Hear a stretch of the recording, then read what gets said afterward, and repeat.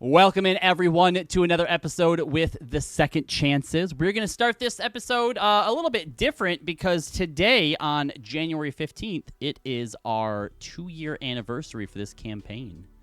What? We have been running this game for 2 years. Where did time go? Mm-hmm. Has anyone been in a... Well, I guess technically, yeah, because I think at least Lloyd and Chris... campaign 1, I think, went for like 2.5 years. I don't know what number we got up to, episode-wise. It was at least 5. It was at least 5. It was Yep. a lot That is more than true. 5. Mm-hmm. Yep. So, congratulations to us for 2 years with this campaign. Woo! So many. And now back to your regularly scheduled procedure here. Thank you to Critical Role, whose amazing world of Exandria we use to play in, as well as to all of the artists that you hear in our show. Reliquary Record, Dungeon Glitch, Critical Role, Hunter Rogertson, and Borislav Slavov. You can find all of them and all the wonderful music for your own games on Spotify is what I use, but I'm sure they're on all sorts of other streaming platforms as well. So, last we left our heroes, what happened? The fate of Dr. Fernelius was found as Zalis had, or Leaf, now Zalis, had returned home to find that she had been experimented on by a figure mad with power and who only wanted more. He was defeated, but sadly Dr. Fernelius was also lost in the fight, and Leaf took on the new name Zalis afterwards and was then reunited with his siblings that had been reconstructed back in Aer's recollection and now had sentient personalities just like Aeromatons due to the upgrades that they had. With the help of Amu, the turtle druid that you had met on the Menagerie Coast, you went back to Aer's recollection for a bit of respite as Rosalind finally had her new adamantium arm, steamcast arm, equipped, we'll call it. And during her sort of recovery phase, everyone took a little bit of downtime to visit family, catch up with friends, take a moment to be reminded of the good that you have done in this world and what it is the Second Chances are fighting for. We ended with Rosalind and Hermia taking a day to go and visit Vasselheim so that Hermia could finally visit the Raven's Crest, the Temple of the Raven Queen in Vasselheim. And in doing so, she communed with the Raven Queen herself and understanding what it meant to truly become a champion of the Raven Queen, she accepted, and Foamir was emptied of all of the souls that he had been carrying for some time now. And it was revealed that that sentient personality that did not remember any of its life within the sword was none other than Leander Astoria, Hermia's brother that she had been searching for. And she had the choice to keep him in the sword on her adventures or to let him pass on to whatever was next. And she didn't want to be the reason that he potentially stayed here and was stuck here, and made the incredible selfless decision to let him go. So we are going to jump back in tonight. We are continuing sort of this vignette of scenes throughout the week that the Second Chances are sort of taking off. So we are going to do a little bit of jumping around here, and this isn't necessarily happening in perfect chronological order. So we're going to start back in Vasselheim following the events of Hermia emerging from the pool of blood. Rosalind, from your perspective, you actually could hear and sort of see, not as though he was there, almost like an apparition, but you also saw both sides of this conversation as well, and are sort of clued in and aware of what just transpired. And as the two of you embrace, the Trust of Winter, who was there, waves her hand across the two of you a bit, and all of the blood that was still on Hermia from the pool is sort of pulled off into this sphere beside her and then sent back into the pool.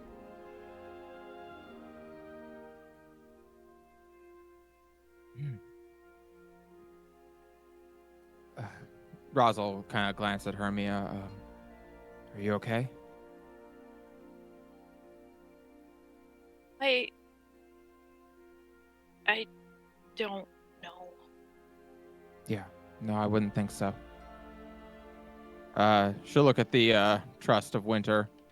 Is there anything else that we need to do before we leave? No time is your own. She's made the choice that she was destined to make. It will not be an easy road. And a lot of the time she will have only herself to rely on, but taking comfort in knowing that when you have allies by your side, they have the strength to hold you up is not something that should be taken lightly. So embrace them while you have the chance, she says to you, Hermia. Hermia nods. And turns to Roz. So, those fight pits we walked by, you wanna go beat some guys up? Roz nods. I think we should definitely go beat some people up and then raise a glass to Leander. Sounds like a plan. Okay, bye, people of the temple. It's just her in here. Yeah, so she nods to you, and as you leave, you do see the other two by the door near the front of the temple that opens as you walk out of it, and you go to quickly make your way back to the proving grounds portion of Vasselheim. Well, that's happening. Anyone, for the rest of you, again, we're kind of doing this pretty loose, so if there's anything specific that anyone would like to do, go ahead and just drop it into the Roll20 chat for us. But during this time, back in Eor's recollection, Maeve, you are approached one night by Xana. And this is probably fitting that this is happening because Corey's not here, and every time Corey's not here, major strides are made in the Maev and Xana relationship. That's what I said that I was not going to reveal to either session. I was like, oh, it's going to be a Maev Xana day. Mm-hmm. But she's in Discord. Oh, is she? Are you Hello? here? Oh, Corey is here. Okay, well, never mind. Well, that means Xana it's doesn't not- do anything. Yeah, I was going to say, that means nothing's going to happen. no, Fuck. nothing happens. Sorry, guys, I can leave. My No, nerves you're are fine. fried anyway. No, it's just we are really happy to funny. have you here. Yes, it is funny. But no, so at some point, maybe it's probably a few hours after Rosalind and Hermia leave, Xana does approach you. And she is in her natural form here in Eor's recollection as, the Aromatons don't really have much prejudice against what you are, and she just feels a lot more, I guess, in her own skin here. But she approaches you. Do you have any plans for tonight? No. Is there Alright. something on your mind? Just meet me out front near the docks in an hour. And don't tell Corey. She smiles. Ah, you want to tell her the news yourself afterwards, then. What news? She's teasing. The hide and seek thing. I'm just teasing. Okay. She just turns and walks away. Can I take an insight check real quick? Sure. Let's see. That's a 14, so it's not very high. I'm just trying to see if she's Yeah, so I mean, nervous. she's not necessarily trying to hide anything, but Xana by nature is when it comes to reading emotions, is a pretty impenetrable fortress. She usually only sort of lets out what she wants to let out, and she's still getting used to sort of dropping her guard. I set the DC at about 15, so you're just short of it. You could spend some inspos if you wanted to get it. Sure, since now I know, I'll spend 1 inspo for a point. Yep, so 1 inspo. Won't always be that simple. I would say that, again, she's still very guarded. Yeah. There's maybe a little bit of caution, but also you can sense like a bit of excitement as well. Okay. All right. Well, then she will finish whatever she was in the middle of, and it's trying to decide, like, do I make Lester stay back? I feel like he's gonna follow anyway. It's kind of a package deal with me. Look, he's looking at you as you're doing this too, like, the fuck you mean you're gonna leave me behind? I can fly. That's true. All right, buddy. I can't promise there's gonna be free jerky or free chicken, but you'll get some on the way back. All right, so meeting Xana out front by the docks. You see her standing there, being in her natural form. The docks are just sort of outside of the cove as well, which you can see now that this small tropical forest has begun to sprout up. You see, younger trees that weren't here yesterday but look to be maybe a few months old already that are starting to come up all around the outside of the cove. Leaf's having been casting Druid's Grove here the past few days. But the moonlight from Katha still breaks in, and as you are walking forward, you can already see a almost like glowing figure of Xana as the moonlight bounces off of her changeling skin.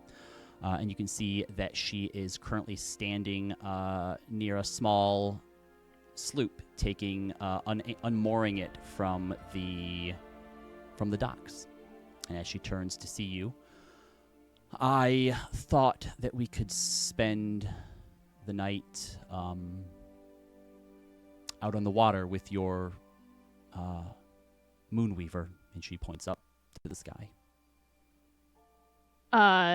She kind of takes in everything before smiling and nodding. I think that sounds lovely.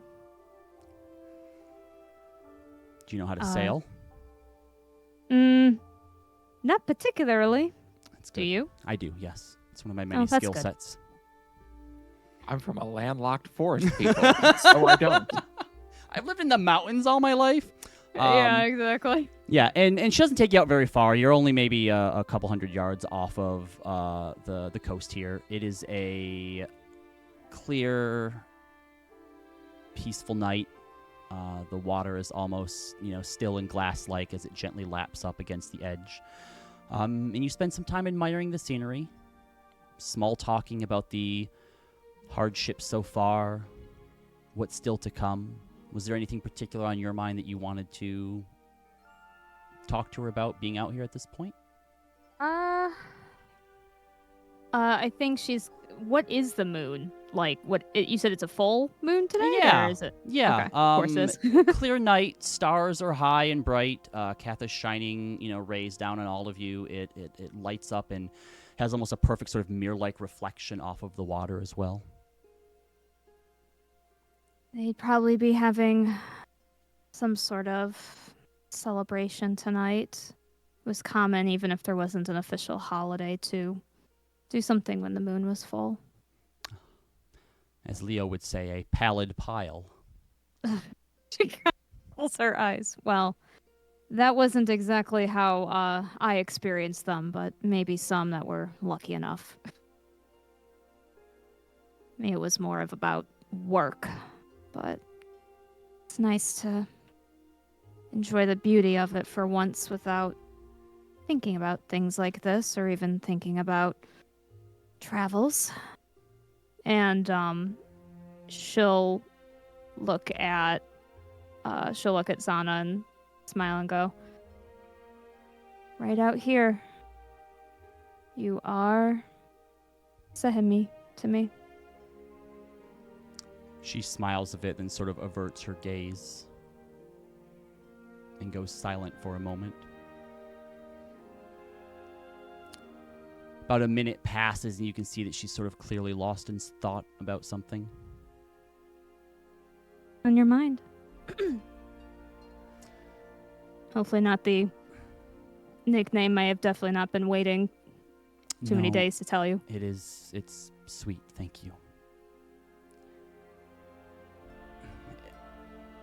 If I hadn't been chosen along with all of you,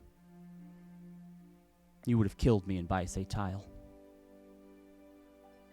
Maybe not you, but Leo, Rosalind, without hesitation. I know that the things that I've done, regardless of how well-meaning or ends justify them they may be, they make me a monster. And I've no illusions that even when I've gotten rid of bad people, good people still get hurt. We're operating on the idea here that there's a good chance when all this is said and done, we may not survive to see whatever comes after. And if we do, we'll likely go back to what we were before. And I fully recognize it's your choice, so I'm not going to try to take that from you, and you've already chosen me. But if at any point you want out, I understand.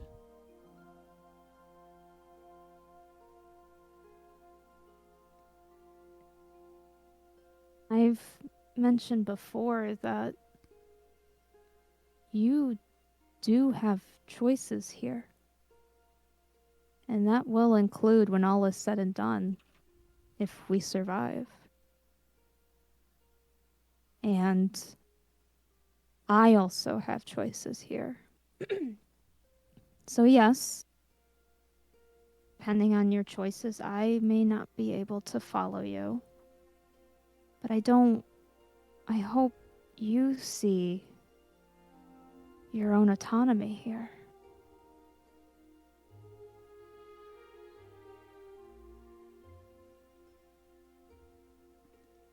I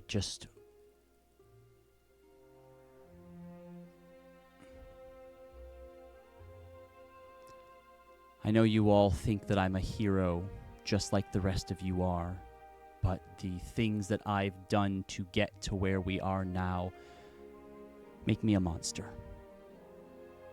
And I don't think that negates what I've done. I guess a monster can still be a hero. The two aren't mutually exclusive, but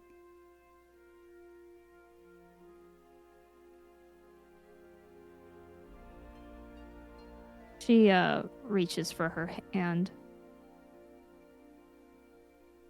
It's nuanced, right? But yet you speak of yourself as a monster as if it's a black and white done deal. Even if I were to say I would disagree with the actions you've done, only calling yourself is the primary title of monster doesn't even convey what you've been through.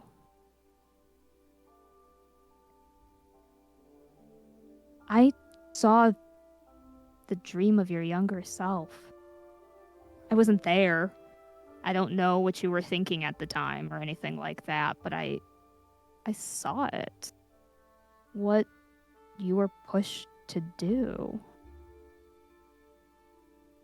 And that's what I mean. You didn't have choice back then. I do now. And I have Right. for a while. I know what I am, Maeve. I just want you to be sure that you know what I am as well.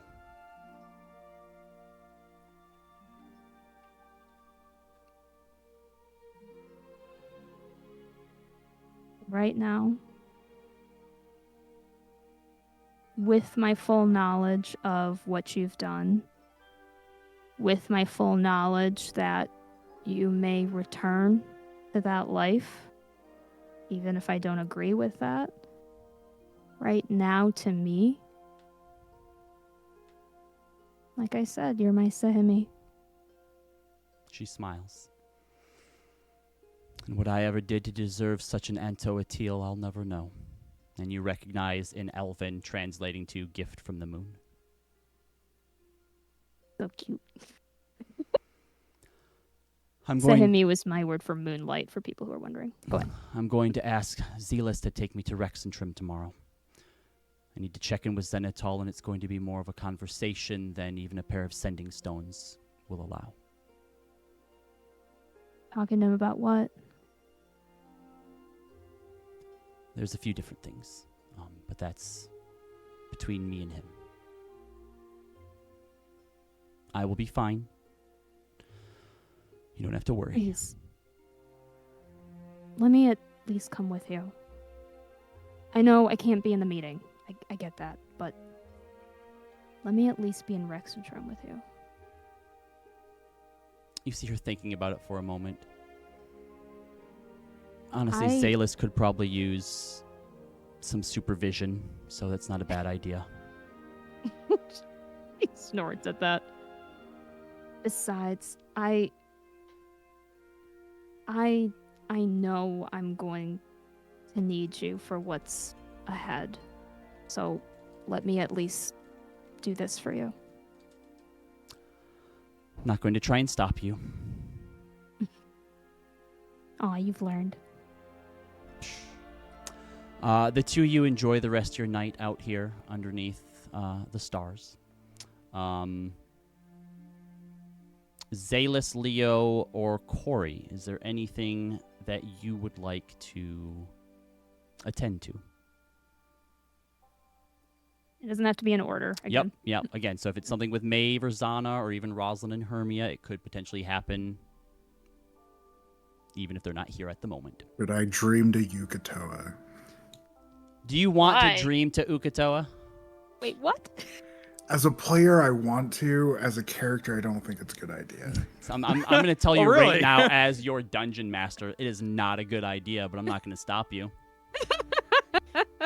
As a player, I don't think, or as a character, I don't think Leo would know who Okatoa is. You Well- learned a bit about him out on the water when you were attacked by Ukatoa cultists. Then by all means, go. No! We just got the most definitive. Please don't. I'll keep it in my back pocket if we really need it. You do that. I think the challenge here is coming up with why Yeah, Leo what would scenario? want to. Yeah. What is the scenario that you're going to engineer where it's like, guys, I've got the solution? Duh. More power. When we go up against the Plague of Eyes, that's probably what I should use it. All right. Rosalind and Hermia. Yeah. So you go find a fight pit. Yeah. You just looking to blow off steam. Yeah, as we're walking back, Hermia is kind of like in thought, and you'll notice that there's some like subtle changes in like the lightness and darkness of her hair and her eyes, and her complexion will kind of like shimmer from being really pale to its normal color. So she's clearly there's some inner turmoil as she's looking for some place to go blow off some steam. As Roz walks along next to you, she'll offer. Believe me, no one would get it more than me if you really just need to throw a punch or two right now. But if you want to talk, I'm pretty good at listening.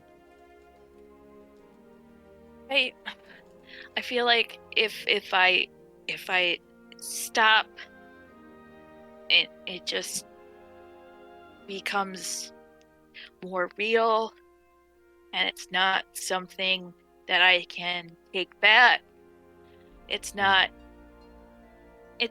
I feel bad for even thinking like, hey, wait, I've changed my mind, because I mean, he spent his whole life giving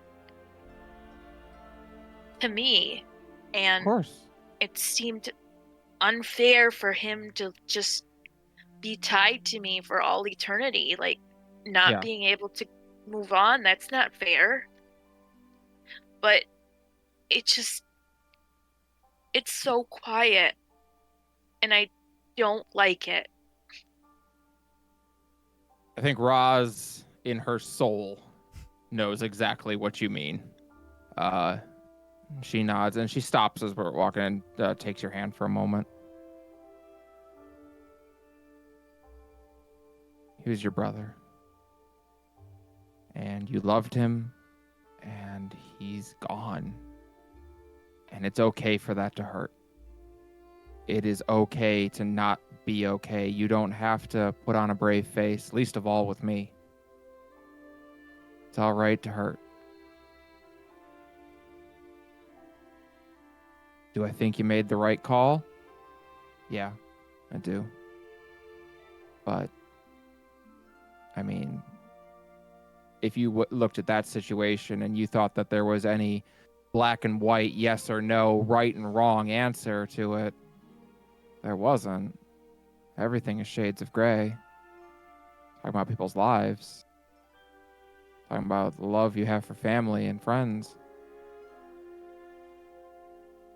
There's going to be a lot of mixed feelings. And for a long time, you're going to wonder if you made the right call, if you did the right thing. If you had to do it over, would you change it? That's all normal. That's all natural. You don't have to feel guilty about that. It's not. It's not. It's. I lost Leander, and she summons Folomir. And I lost Folomir, the one who's been with me all this time.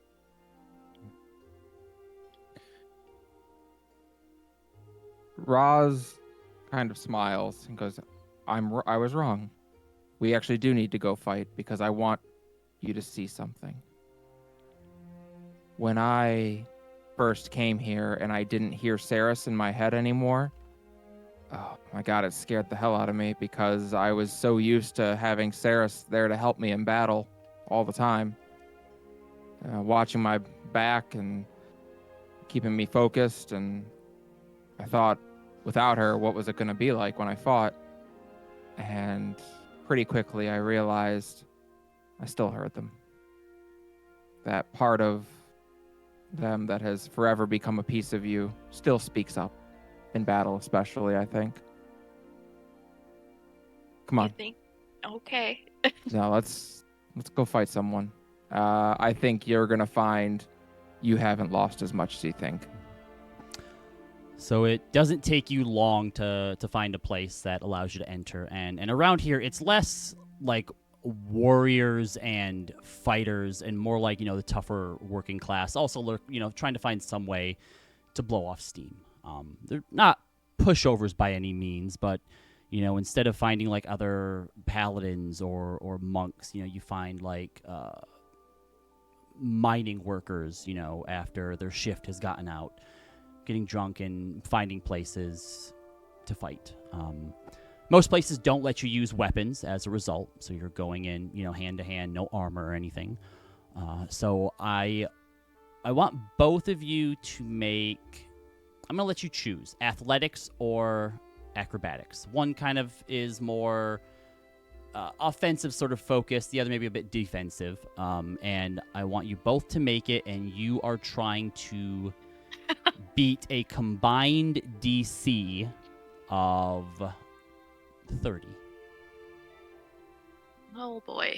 So you can Alright. do athletics or acrobatics, especially Hermia, given that you're sort of, we've touched before on how the way you fight is more influenced and looks more Hermia, like I got you. dancing. Oh, No that wasn't bad. That no was inspo needed. 19.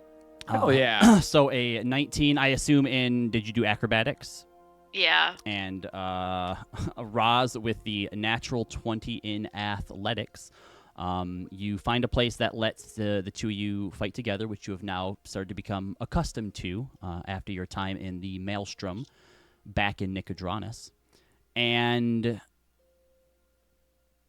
how does Hermia feel when she gets down here and she begins to face off? Is it still a sadness, or how does she channel that? What does she do with her emotions?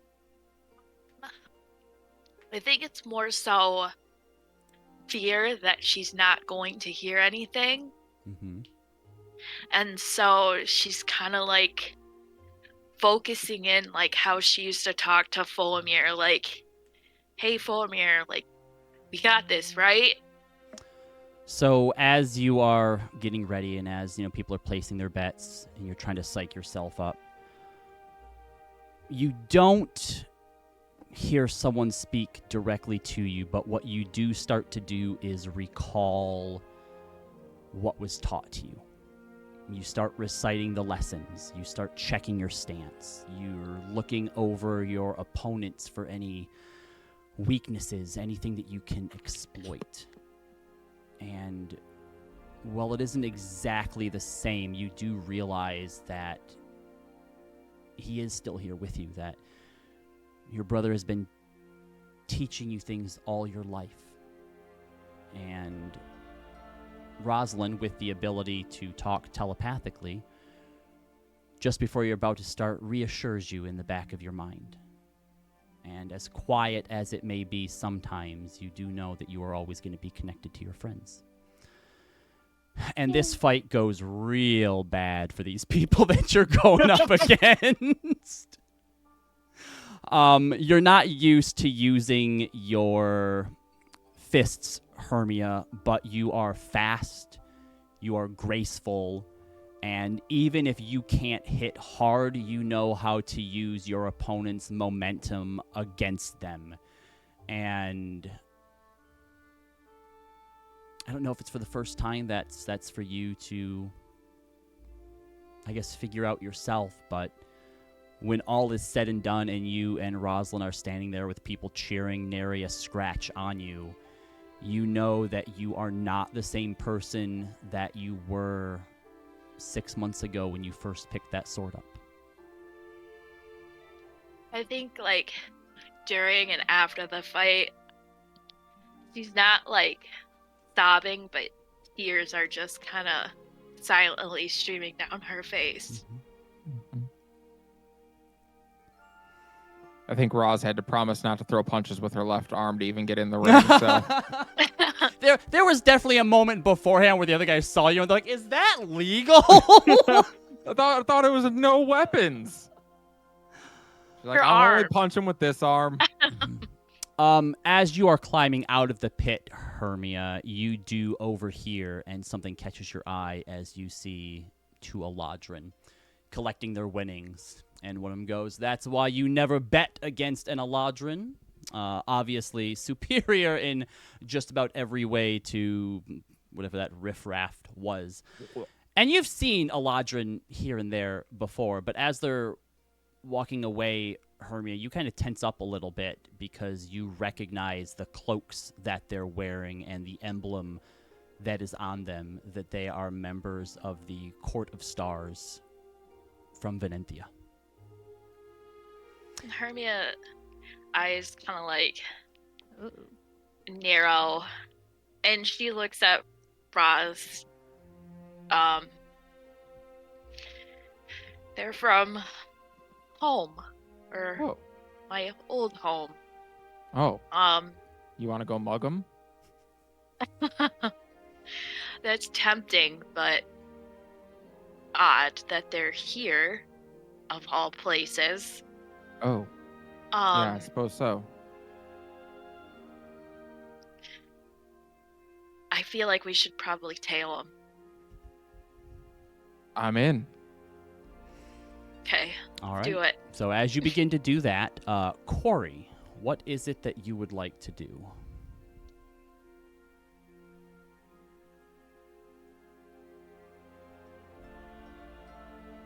Corey, you still here? We cannot hear you. Oh, okay. Microphone must be acting up.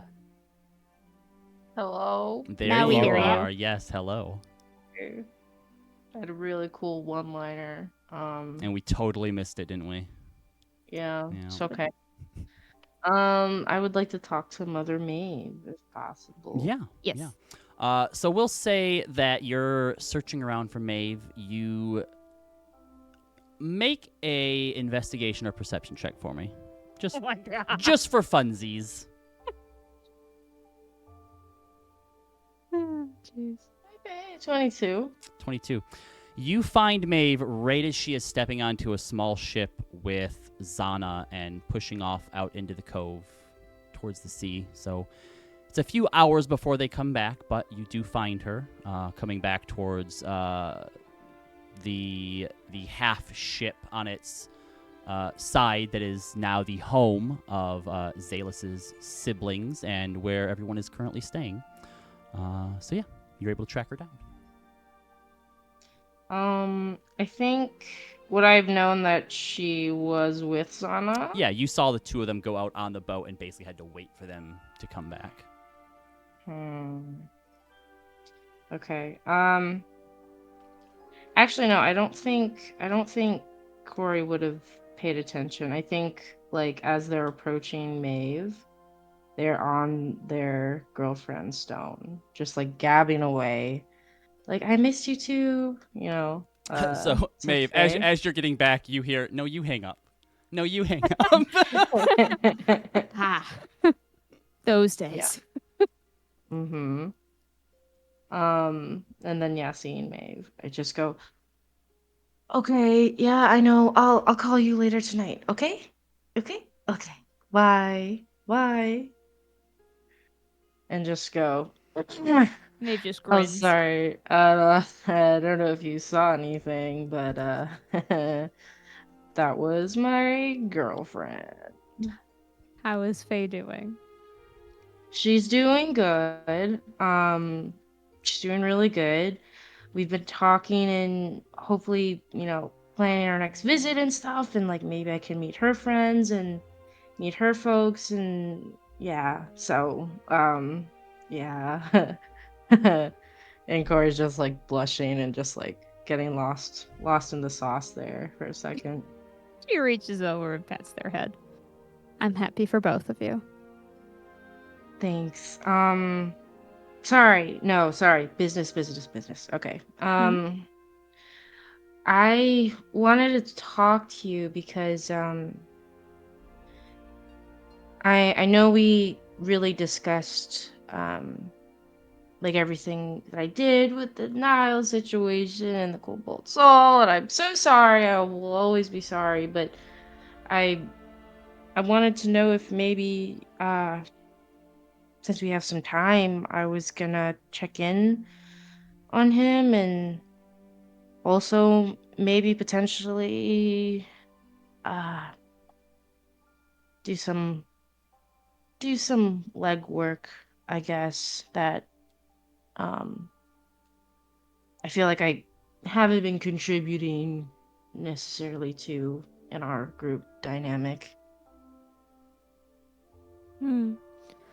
Well, I'm certainly happy to make a visit, although we may want to warn him ahead of time so he's not ambushed. To Niles. As far as legwork, is there something particular in our mission, or was this about Niles, or what are you thinking, Well, trying to get ideas for? yeah, I know I also messed up with talking to Xanatol, and that's something later I'm gonna focus on. But um, I I know that we made a few friends at the ball, and I think that I don't know. It just feels like, and Corey is like kind of clenching their fists nervously. I feel like things are just escalating to a point where, like, I don't know, we could use any and all the help that we could get. And I don't know, I think, we're kind of big wigs, right? Because we just said, hey, this politician was stealing souls and putting them in robots, and I don't know, maybe that could get us a little more help than, oh yeah, if you're in town, we'll give you something, maybe, Here's a thought. Something that maybe could help promote our cause, but maybe could also be helpful for Niles. Maybe we should go to the people we have helped. We could go to the people here in Aor's recollection and with the business there, but we could maybe check in with other people. Maybe get some testimonials together about what they saw and about what we did. Yeah. Oh my gosh, yeah. You're so smart, mate. This is why I want to talk to you. It's a lot of people.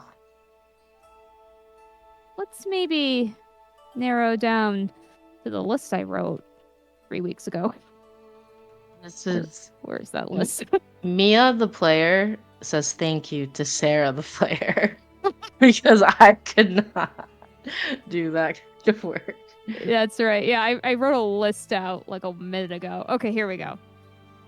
Well, for one, I mean, they don't need to know that it might be a little bit biased, but I'm sure Kaylin would be willing to write something up along with Raven if I asked. Doing. Literally wrote down that Bisae head guard whose name I forgot. I can get that for you. But yeah, essentially, if you get me just a list, or let me know like Here. who you'd like, if you want I to put it in can the send chat. it to you right. Oh, put in the chat. Give me 1 sec. I Yep, can. that's fine do as it. well. Etracal is the name. These were the people I had thought of. Okay. If there are more people that people are thinking of, let me know. But those are the ones that I, as Sarah the player, could think of. What happened to our boat of orphans? Our children. Our boat of orphans. I not kind of put the orphans. gentleman in there. Oh, well, that's Deidrin. Yeah. Yeah. I said Um, someone from Deidrin. Oh Okay, yeah, we yep, have yep. so many people from Deidrin, right? Basically, the entirety of Deidre. Yeah, we probably, can Yeah. get 3 people from Deidrin. Yeah, they have probably picked like a new mayor person. Mm-hmm. God, whatever, whoever Also runs. get the We go Uh, back, and then there's another portal, and they're taking over again. could get the guard that hired us to investigate the ferry wall in the Ustalock and Allfield or Mm. Chaucenwald, That's not a bad idea. So Thank all you, field guard. Roz. and the people at the Wuyan Gorge, the gates that we saved. Completely forgot about that. Thank you. I am not spelling these right. Sorry. Yeah, yep, that's fine. We So could possibly go to Shattengrad ruins. For who? To get one of the Dwagar that we got to fuck off? Considered that one elf, but I wasn't sure if he wanted to write something for us. Clayson. I did consider Oh! him, but Oh, I for wasn't. sure, Haas. Clay. Yeah, but I wasn't sure. Wait, You- why? What did we do to him? Nothing. I mean, no. Oh, yeah. He it's kind of his fault. Things unfolded the way they did, so I didn't know how much he wanted to write to about it. Ew. That's all. Anonymous. Yeah. Well, we Anonymous. helped him Yeah. get back to wherever he was going with the artifact, right? Like the thingy. The Luxon beacon thing. So Yeah. so let We me can always check. let me ask here with these witness accounts, because obviously some of them are related to your mission to close the portals and stop the architect, and some of them are just kind of various heroics missions. that you've done along the way. So what is you obviously want Niles to be exonerated of any wrongdoing that they looked at him like, you're an idiot for trying to submit this. How could you be duped? You dummy! You're you're a desky again now. Congratulations. So with some of these, you are looking to establish yourself as like character witnesses, that you are heroes, that you're trying to do good, that you are capable, and also give credibility to the mission that you're doing, trying to stop this progenitor of the gods that is apparently going to come back and rewrite creation that you're trying to stop. Okay. So the Daedran villagers will obviously help with that a lot. While they may not understand what was happening, clearly the Hollow Man was there for quite a while before you showed up, was doing something weird with a bunch of portals. Same thing with what happened at the Wuyun Gates. Not the guard themselves, but the survivors. The survivors, yeah. I knew I was missing somebody. That was Um, the one I couldn't think of. People on Bicey Tile, the council saw it all. Yeah. They did. The ones who didn't get arrested anyway. Yep. Yeah. Kalen saw a portal, didn't he? I have a suggestion. No, too. he was No? in Bicey Tile when it happened, but he wasn't there. Okay. Never mind. Go ahead, Leo. Stealing an idea from Bill from last campaign, could we talk to some of the tabloids around? If Like some of these- you potentially want to try and use some, I'm not sure if subterfuge would be the right thing, but if you want to kind of do like some rumor mongering, that's absolutely something you could potentially do. I guess the only reason I'm saying pause on that is because right now our goal is trying to, yes, kind of exonerate Niles, but also to kind of be taken seriously around like the academics So and the leaders. So, and to that, even when you take into consideration that like you have people that you've saved, like the portals are real. Yeah. What you still kind of come back to is the fact that only you 7 have seen or talked to the Oracle. There's still not really a whole lot of proof that, like you said, the academics behind it, right? It could still be something infernal. It could be something celestial. It could be a cult who's behind it. And what that kind of comes back down to, what you realize, is that the key to figuring that out, to getting the powerful people who can really help you with this on your side, is currently Xenatol. You've been dropping those stones into the portals, which is apparently helping give him information about it. This is something you could potentially talk to him about. But we'll say that night, you and Corey sit down with a little bit of help from everybody else. You come up with this list. Some of them as character witnesses, some of them, with the fact that, hey, this portal business is happening. It's not just random stuff. And it's definitely a good start.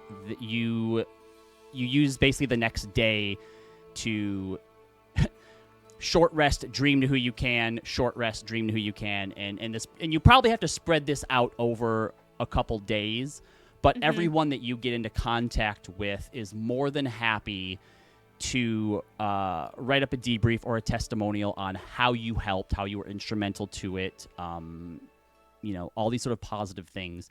And basically what you're looking at is when this is all given to the Cobalt Soul, it is definitely a story here that is worth investigating. Like, even if these portals aren't connected, because sometimes portals to the Fey Realm open up, or people fall into portals to the Abyss. but that kind of stuff is rare. That just and happens. I know, yeah. Right. Don't like, tell that to like, Roz. it just happens to people. But usually those things they are instances that are like secluded or isolated. Those are like isolated incidents. And the fact that a single group has been reliably finding where each of these are, and based on the testimonies that you have, like, if y'all are just doing it yourself to be heroes, it's a hell of a long con to do. And you have some very important people who are willing to back you up here. So the final sort of piece to this is probably going to rely on someone like Xenitol or Elena Burnwhite as well. You know, someone who really carries sort of expertise on situations like this and can speak really hard to it, right? If you can get the Cerberus Assembly to back your claims, there's really no one who could naysay at that point. So you want to get in contact with Niles and basically present this information to him. Obviously, it would take more time than you guys have to go to each of these places to get those testimonials. So you talk with Niles, you let him know what your plan is, and that you've basically instructed each of these places to send missives and like their reporting to him so that he can put this together to present on his behalf. And that also includes testimonial, I would assume, from Corey, that she thought she was playing a prank on someone. She didn't realize the severity of it. And, you know, basically... I am looking over Corey. It's being like, Yes. you got to write this down. Yeah, she's writing her apology letter. Yeah. Yep. Today we're learning how to make apologies. Yes. Yes. So, it may still be some time before you figure out exactly how effective this is or how this unfolds, and you do know that there is still some work that you can do to sort of shore this up, and obviously going forward, sort of informing people that you save or that believe you to sort of put some more weight behind it, send their testimonials, if you will, you know, second chances, you know, 9 out of 10 stars, would recommend. You know, you're gonna have that. Well, you know, some people got hurt. Yeah. It wasn't perfect. You know, accidents happen. No, it's fine. It's just funny. Some structural damage. Yeah, yeah, exactly. They didn't get here before it happened. They didn't stop it. They We're just now, played like, getting damage waivers control. that we need people to sign before Yeah. we start saving them. Yeah. Yep. So going forward, if you remember to ask people to basically send their accounts of this to the Cobalt Soul, it will only increase the outcome of Corey's case. All right. All right. Well, Corey, that's been a lot of work. How are you doing?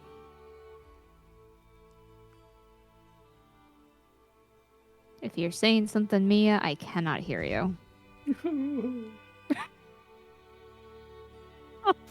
Whoa, please. Hello. Yeah, I can hear you now.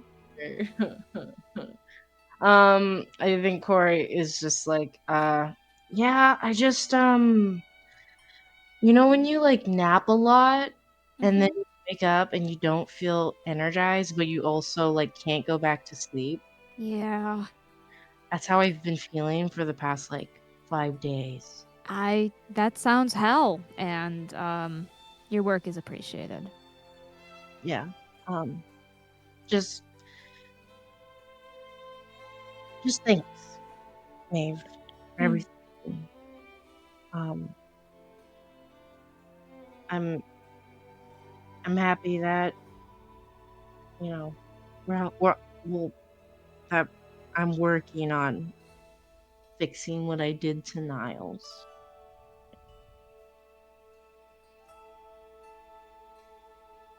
But just so you know, like, I've been trying to tell him that, like, you're kind of like taken, and he still does that annoying little thing where, like, he just giggles nervously and blushes anytime like you're mentioned. So I didn't say anything mean. I was just trying to be like, oh yeah, ha ha ha, and her girlfriend and her boyfriend, and then he just like still does his thing. Unfortunately, I think you emphasizing the boyfriend and girlfriend is making him think he has a chance of being a boy. Anyway, that's not the point. The point is, Roster's not full as far as he's concerned. Oh my god. when is the roster full? Anyway, what Maeve actually says is she just kind of grimaces. Don't worry about him. Some feelings are hard, and sometimes when you are attached to someone, they become, just hard to forget. And I hope he finds happiness in whatever way that looks. Yeah. I'm just saying, if you want me to like serve it straight, if you're like, all right, this is getting annoying, just let me know and I will be there. It's fine. It's fine. As long as he's not asking you to do things or something like that that's gonna make you uncomfortable. And No, I would laugh straight in his face. I love now that Corey's like, guy. Corey feels like she's worked off, like, she's back in like good karma. She's like, yo, fuck that guy now. I know. May's even like, he's not a bad guy. We just don't. Just not feeling It's the like- chemistry Corey's like, nah, right fuck now. that nerd. He Just- needs to just know his like- place. I mean, in May's perspective, it's less of like you and just more of like, we're just not having that kind of relationship. We don't talk. Corey's like, look, he has like a 7 karma at best. On a lucky day, he could get somebody with 9 karma, okay? He needs to understand that there are like rules in this world that you have to follow. Listen, nothing is being cultivated with him, but if he's doing anything that makes you uncomfortable in that, just let me know. And I maybe will. can talk to Niles him. is a sweetie. Thank you very much. He is a sweetheart. He was one of All the right. first friends that Maeve made. She's So, very appreciative. with that wrapped up, we're going to jump back over really quick to Rosalind and Hermia.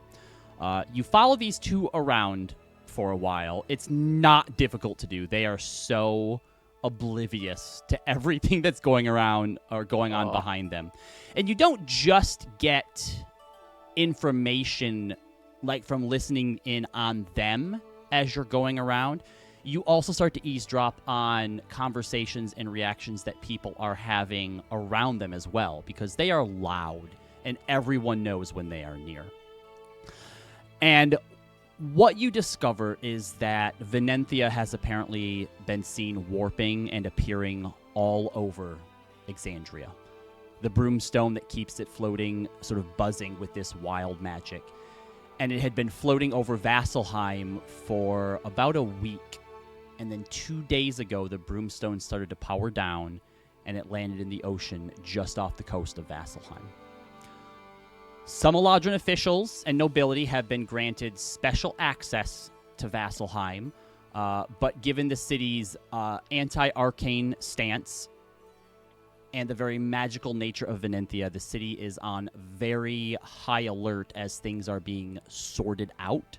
Venenthia has requested special assistance with figuring out its problem, but is also very cagey about allowing outsiders in or to admit that they don't know what's wrong with their own city. There's a lot of bureaucracy sort of on both sides of it, and it has just created a very potentially political, high-tension situation here as Vasselheim wants Venenthia to get the fuck out, which They Venenthia can't. also wants to, things to go back to normal, but they can't figure out their magic stuff, and Vasselheim being like, what do you mean you can't figure out your magic stuff? So it's a very tense situation that is happening here. Oh, jeez. What a mess. Roz looks at her and is like, "Is it always like this with Venenthia?" Oh, yeah. Yeah.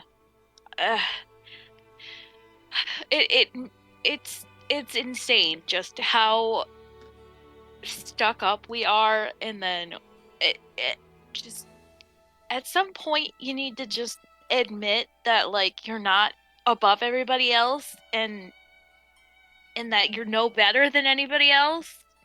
And you just need to start making some friends and playing nice with people, because otherwise you get in situations like this. I But guess that makes it. That might be worth mentioning. It's not going to be like a problem that you're a noble and I'm a commoner, is it? no. Okay, I'm just checking. Like in all my books that I used to read when I was little, like it was always an issue. I mean, my parents might have an issue, but they don't really get to have a say anymore. I think it's good that Venenthia is here, because that saves me from having to figure out where the fuck it is, so I can get this business with my parents and letting them know that, hey, I'm not coming back, and oh yeah, by the way, my brother is dead, your son is dead, so goodbye, thanks for nothing. Oh, okay. Well, we might. You know what? We should workshop that. Like, I'm into. Like, I'm behind you on the message. I just think let's work on the delivery. Yeah, I'm probably not gonna say it that mean when we get Yeah. there. I'd just be like, yo, your son is dead, so I thought you should know. Still very mean. You know How what? is that mean? I think it's a very improvement. I like it. truthful statement. How else are you supposed to say it? Listen, there's something to be said for tearing the bandage off. I mean, that's basically what I did. That's true.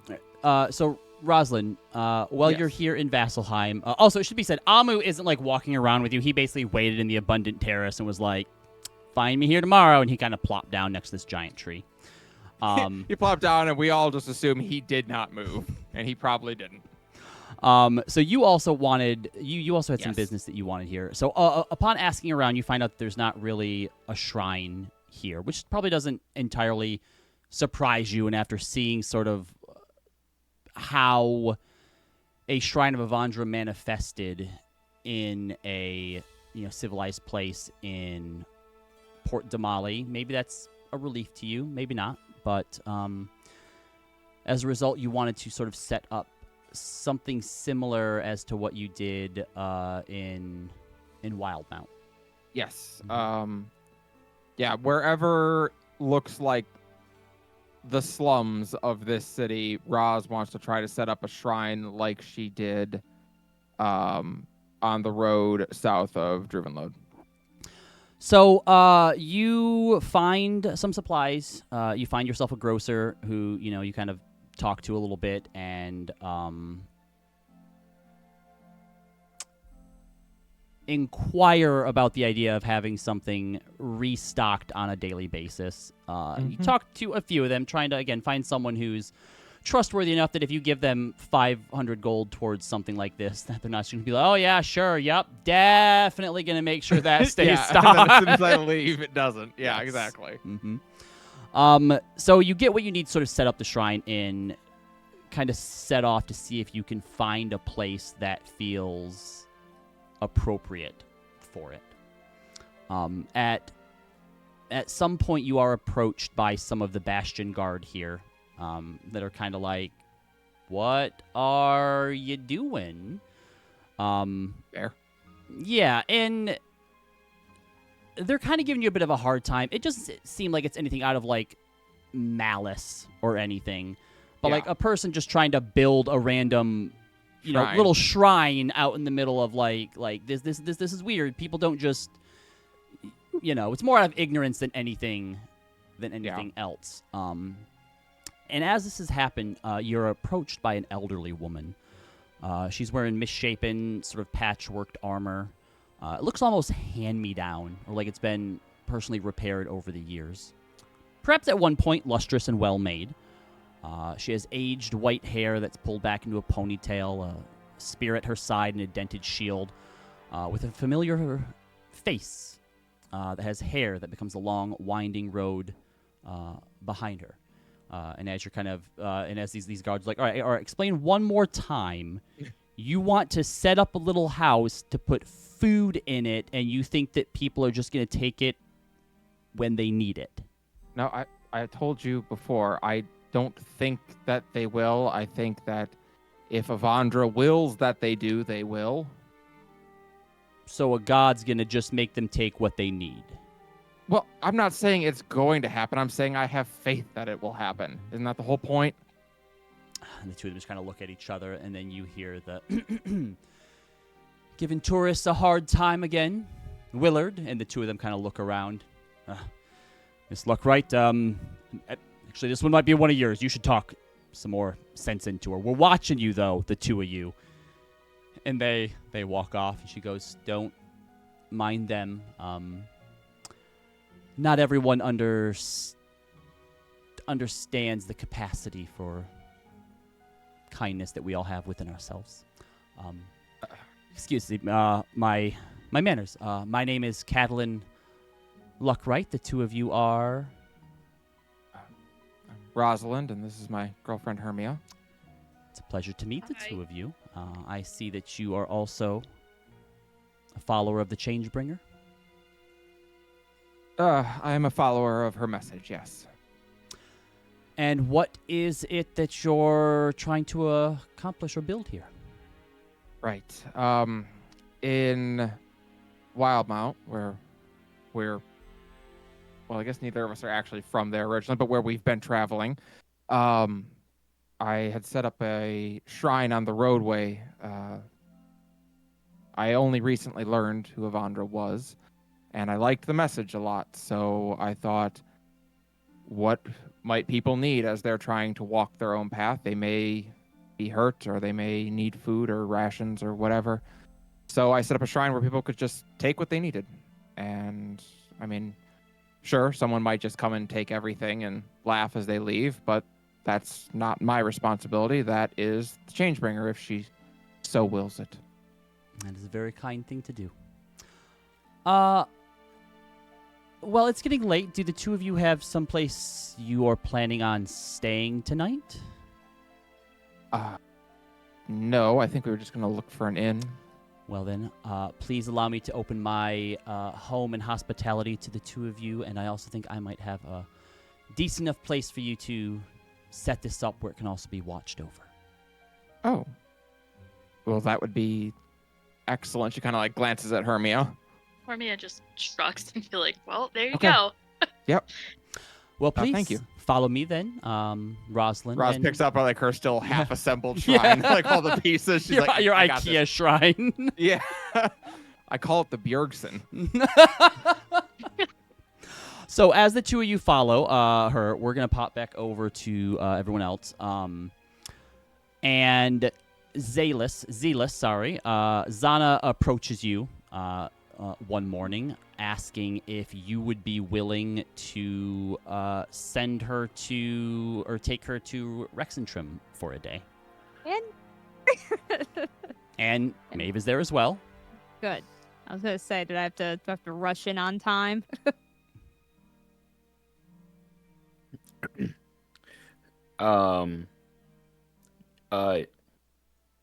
Let me check my schedule. Yes, it appears I am free. Great, thanks. It's his new way of trying to organize his time. I see. You know, we could get you a planner or a calendar. Why? All the information is stored in my databanks. Sure.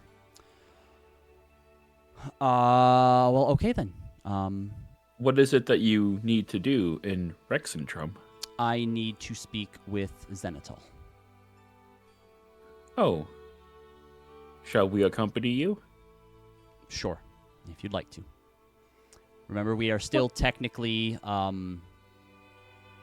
wanted, I suppose, and the two of you do tend to stick out a little bit.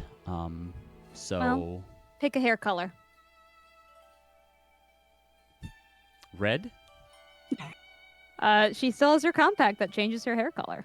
Ah. So she will use that and take her hair out of its ponytail. Zalis just puts his hood up. Yeah. How long can you But- stay an animal for, Zealous? This one can... I can stay as an animal for up to 5 hours now. Okay.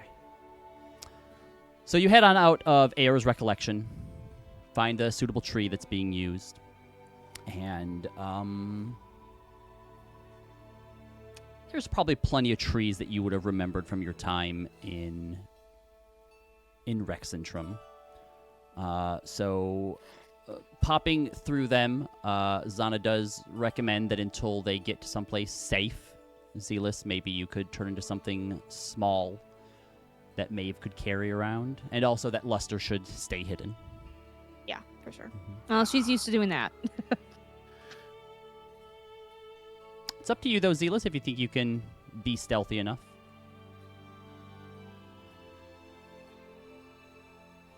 Zealous will turn into a little chipmunk and hop into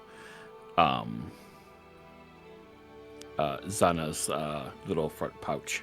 Okay, and then she takes you out and puts you over in Maeve's pouch. In one of Maeve's, pockets or something. I pat your head.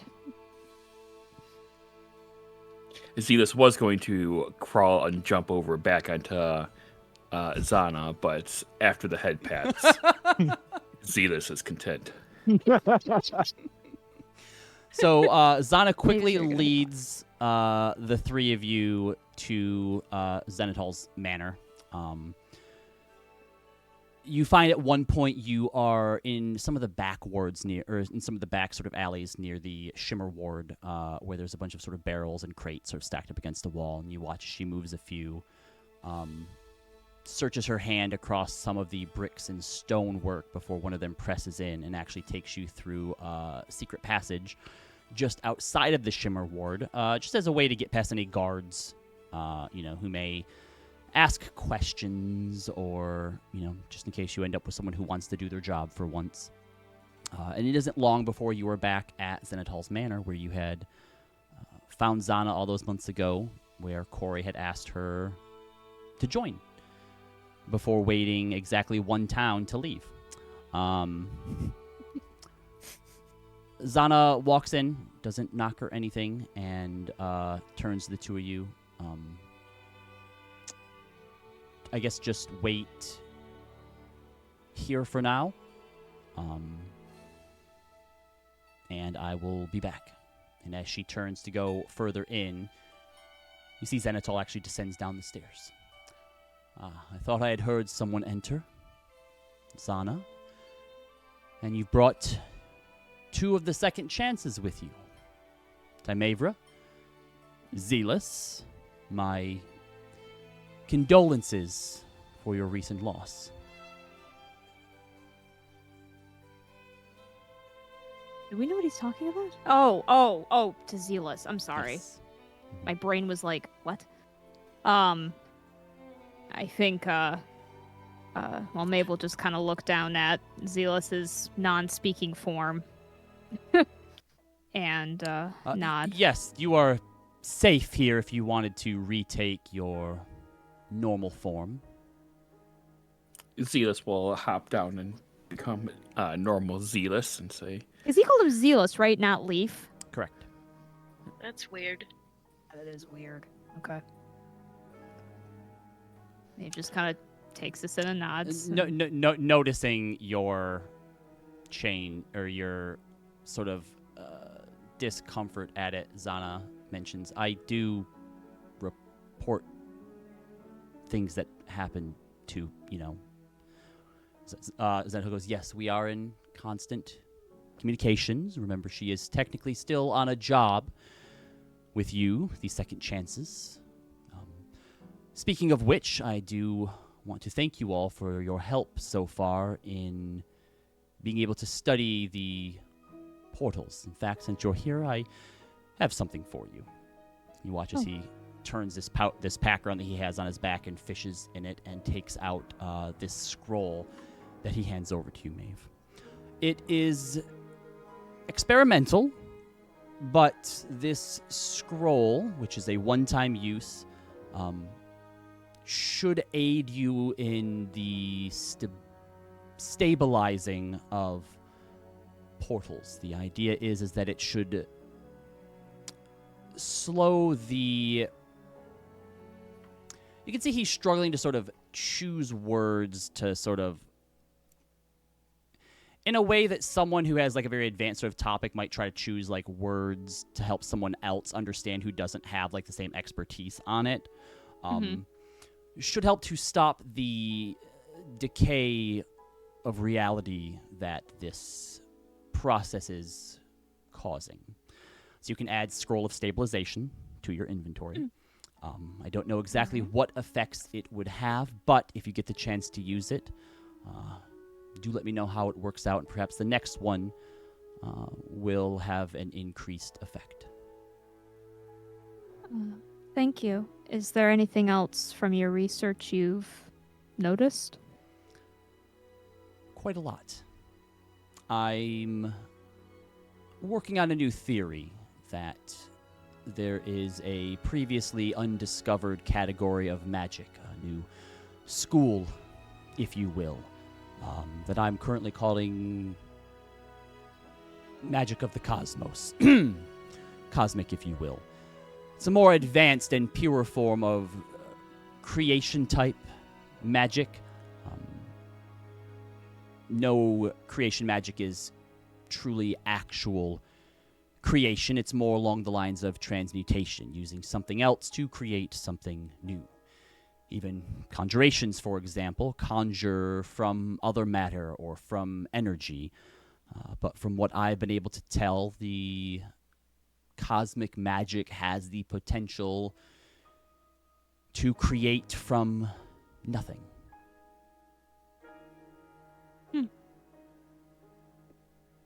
And you are seeing this, through the portals opening themselves? I can't imagine it's through the places those portals are opening to. I would No, assume they're correct. the same logic.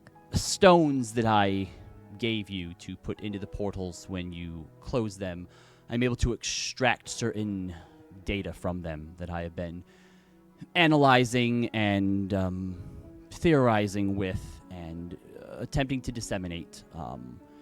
It's, no offense, a bit advanced, but I'm learning what I can, and hopefully with time and enough of this information, I can eventually take it to some of my colleagues, and the hope is, my current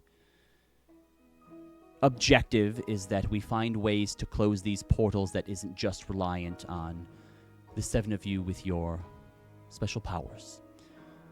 If what Xana tells me is true, eventually these may begin to pop up all over the world, and you can't be everywhere at once. It is true. Have there been any other updates as far as here with the king?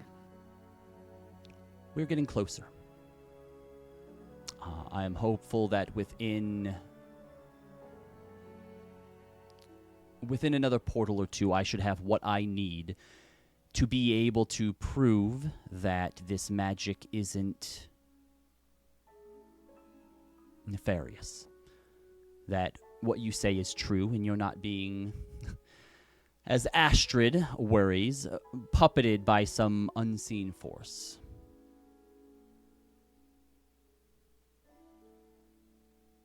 Good.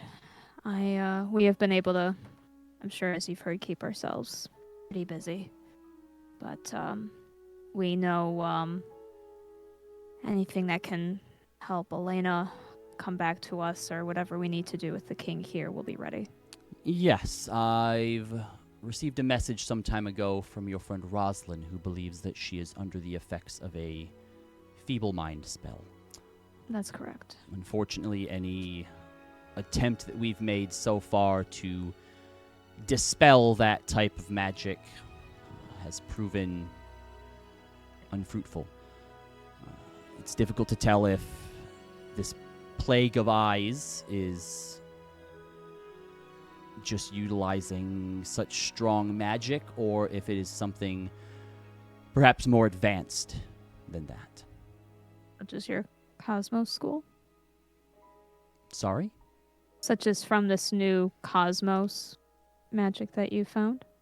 I'm not not sure if there's any connection between the two. But you did say that the Plague of Eyes was in Deidrin, so it's possible. I'll look into that. See what I can find. May feel smart. No, I'm just kidding. Mayor's like, yeah, fuck you. I have ideas too. Ideas too. This 12 in intelligence is doing a lot of heavy lifting. Damn it. Is it even 12? What is my intelligence? It's 12. Okay, +1.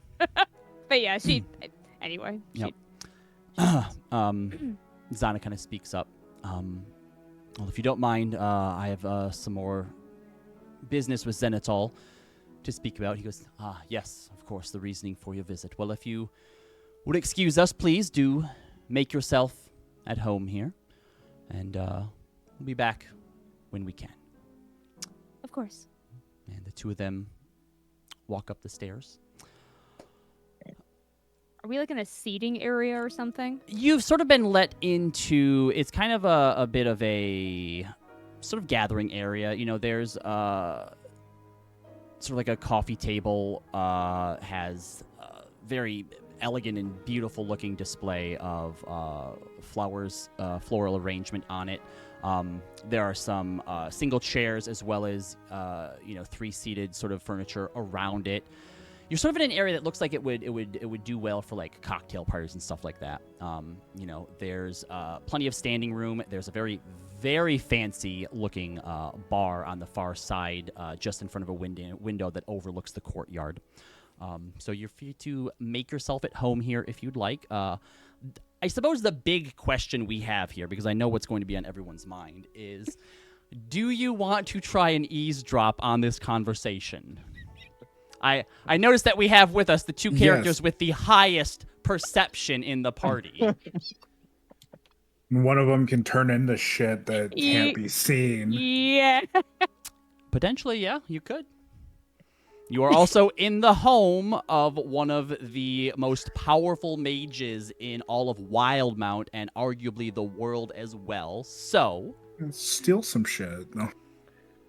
Maev and Zealous, what would you like to do? Maeve wants to, but she's kind of scared to. Well, WWCD.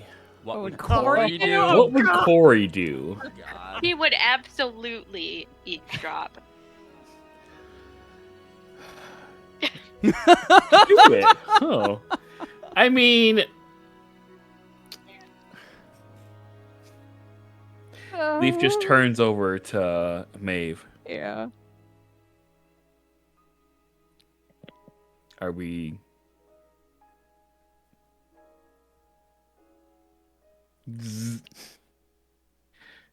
Trust this guy? So you also do not trust this man. Do you wish to eavesdrop on him?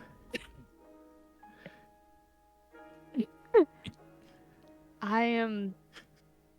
What? I'm just looking. I want to. I am worried I'll be found out. If you would like, I can cause a distraction by, well, not a active distraction, but I can be looking around the room, and if you are found out, I could be looking around and snooping around for stuff to create a diversion of sorts. This sounds like In doing so, that could create a scenario where you are seen as doing a lesser act of disgrace. I need a...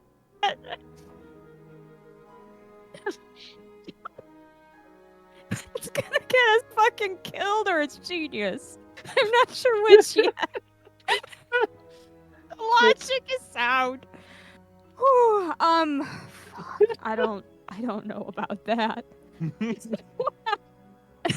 Maeve is like, Really? Is that because it's insane? it is insane, but it's a genius. Do you guys want to go listen to their conversation? And Leaf's like, I could make a distraction. Then they would just come out to see what's happening. I know. Not a distraction. Like if But, he like, found out, he if would the- take the blame. Yeah. Like, if Maeve is like makes a noise or gets found out, then Leaf will be over here like looking through the drawers and stuff and be like, "Oh, you found me out. Sorry." All right, so No, we don't need to do that. Also, I really want to snoop around here. There's the truth. Now that is the first honest thing you've said. I'm gonna second honest thing. It's Eavesdropping a terrible idea. did not ever cross my mind.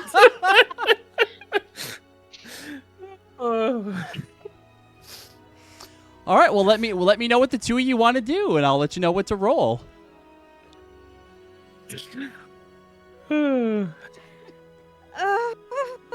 I mean, I was as much gonna tell you to be a bee and go over there, but But that's so obvious. Like, what? Turn to a spider and just go in the room? Come on, come on. What? This is Dungeons and Everybody wants to Dragons. be a Not... fucking fly on the wall. Well, you can be a fucking fly on the wall. Well, yeah, but then he can't snoop around the house. That's what he actually wants to do. I love the idea that Zealous would be like, "Don't worry, Maeve. I'll be a lookout." And as soon as Maeve leaves, Zealous walks over and just starts going through stuff. Doesn't look out at all. Just tossing shit behind him. Doesn't give a fuck. I don't. That threw me for a loop. I don't know what to do. Holy fuck. All right. Well, look, Yeah. Go ahead. Sarah. Do you Yeah. want to try and eavesdrop?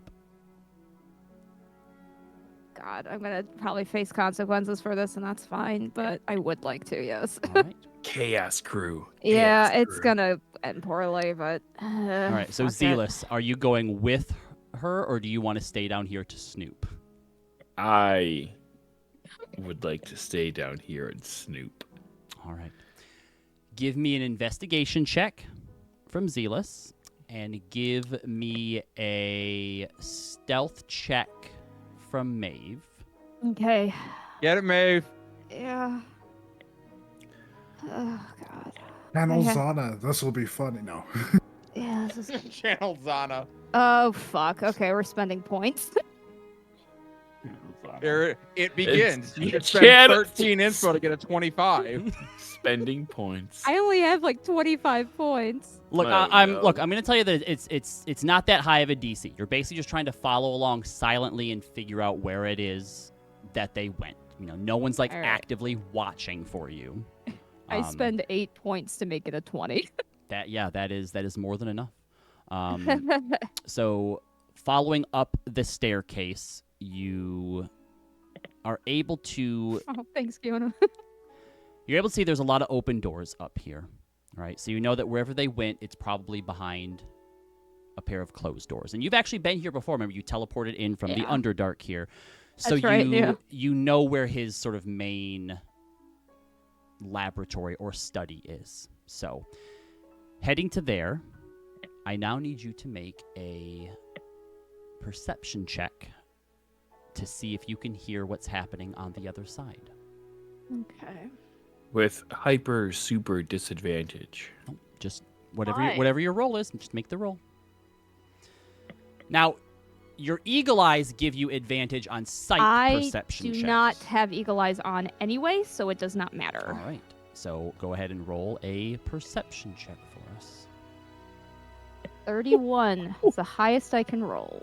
Jesus Christ. So I had 2 DCs set for this. Yeah. One of them would have given you sort of small snippets and you basically just hear like pieces of the conversation. Right. And the other one allows you to hear the full conversation. Zealous, Make an investigation check for me as you begin. Don't fuck this up for me, to Zealous. Look around. Well, real quick, I'm going to hard cast Detect Magic, just in case anything is magically trapped Sure. or whatever. So, what level is Detect Magic? Level 1. Yep. So yeah, Hey, does the music sound screwed up for anyone else? Just so I know. I think I just stopped hearing it. Not I, but I will see if I can fix it here for you really quick. One sec. Oh yeah, it's super screwed. Oh, on mine. yeah. Sorry, I didn't have the volume on very high. Yeah. Good. I was just making sure it was not on my end. Is it better now? Yes. Okay. So you go ahead and use whatever. I think Detect Magic's probably like what semantic and verbal. Verbal and semantic. Yeah. Yep. So you do your little hand signals and you do your little code phrase for Detect Magic, and it doesn't work. Lock. It doesn't work. Doesn't Fuck, work. he's got an anti-magic field here. Interesting. There must be a cone of silence here. I have a lot of questions if it's a code of silence. Like, how did we talk to each I other? say there must be a cone of silence here. He says out loud. She just has an anti-magic field in here, which raises a lot of questions. Did but- you want to? Is there, hold on, is there like a tablecloth? Yes, there's a not like a tablecloth, but there's like a I don't know like a fancy word for it, but essentially there's this thing sort of A doily? up against the wall that kind of serves. There's like you can see that there's like some fine china and stuff in it, and then on top of it there's some candelabras, and there's a painting set up against it. But underneath those, across the top of this, there's some sort of like cloth underneath it, basically. Can I rip it just a little bit? Like you want to rip part of it off? No, just kind of like tear it just a slight bit. Yeah, sure. You tear it. Okay. Now I want to try to attempt to cast mending on it. Okay, Oh, yeah. I see. You Fair enough. cast mending and it mends it. Zealous, what the fuck? What kind of spell? What components does that use? Everything? Okay, well then it's not the verbal, component- semantic, and material. Okay, well it's not components then. Maybe it's Zealous's plan to keep would-be magic people out from like snooping around sets up a complex anti-magic thing that stops some magic but not all magic. So instead of snooping around, you just like, I need to figure out what the fuck is happening here. Meanwhile, Maeve. Damn yeah. it. This is So as you're listening, you hear that Xenadol asks her how she is, how she's dealing with inhabiting her current persona, saying that he knows it's difficult since it wasn't a created identity with a history. Xana admits that it is an ongoing struggle that clashes with her usual means of suppressing non-essential emotions. It makes it harder for people to trust her short term, but long term, she believes that it is more beneficial because targets feel like they've broken through a wall, that they've achieved something that other people don't. Oh boy. Xenadol asks her for a full debrief, but she mentions she doesn't want to retread what he already knows since Zealous and Maeve are waiting downstairs. Xenadol asks what happened to the pendant. She replies, I explained that to you already. He says he'll give her a new one, but she refuses, explaining that it could impact the group's trust in her, and there is a long pause. You hear Xenadol speak next. Please be cautious, Xana. You have trained a very long time to become the person you are. While people in organizations, and sometimes kingdoms, have relied on your work in the past, now the world does. Do not let the person you've become weaken from outside influences. I trust you in the work you are doing. How much do you trust the second chances and their abilities? To which she says, I trust them implicitly. Very good. As do I. In that case, they should be fine for a few days without you. I have an important matter I need you to handle here, and it shouldn't take long. I'll make sure that you get back to them quickly.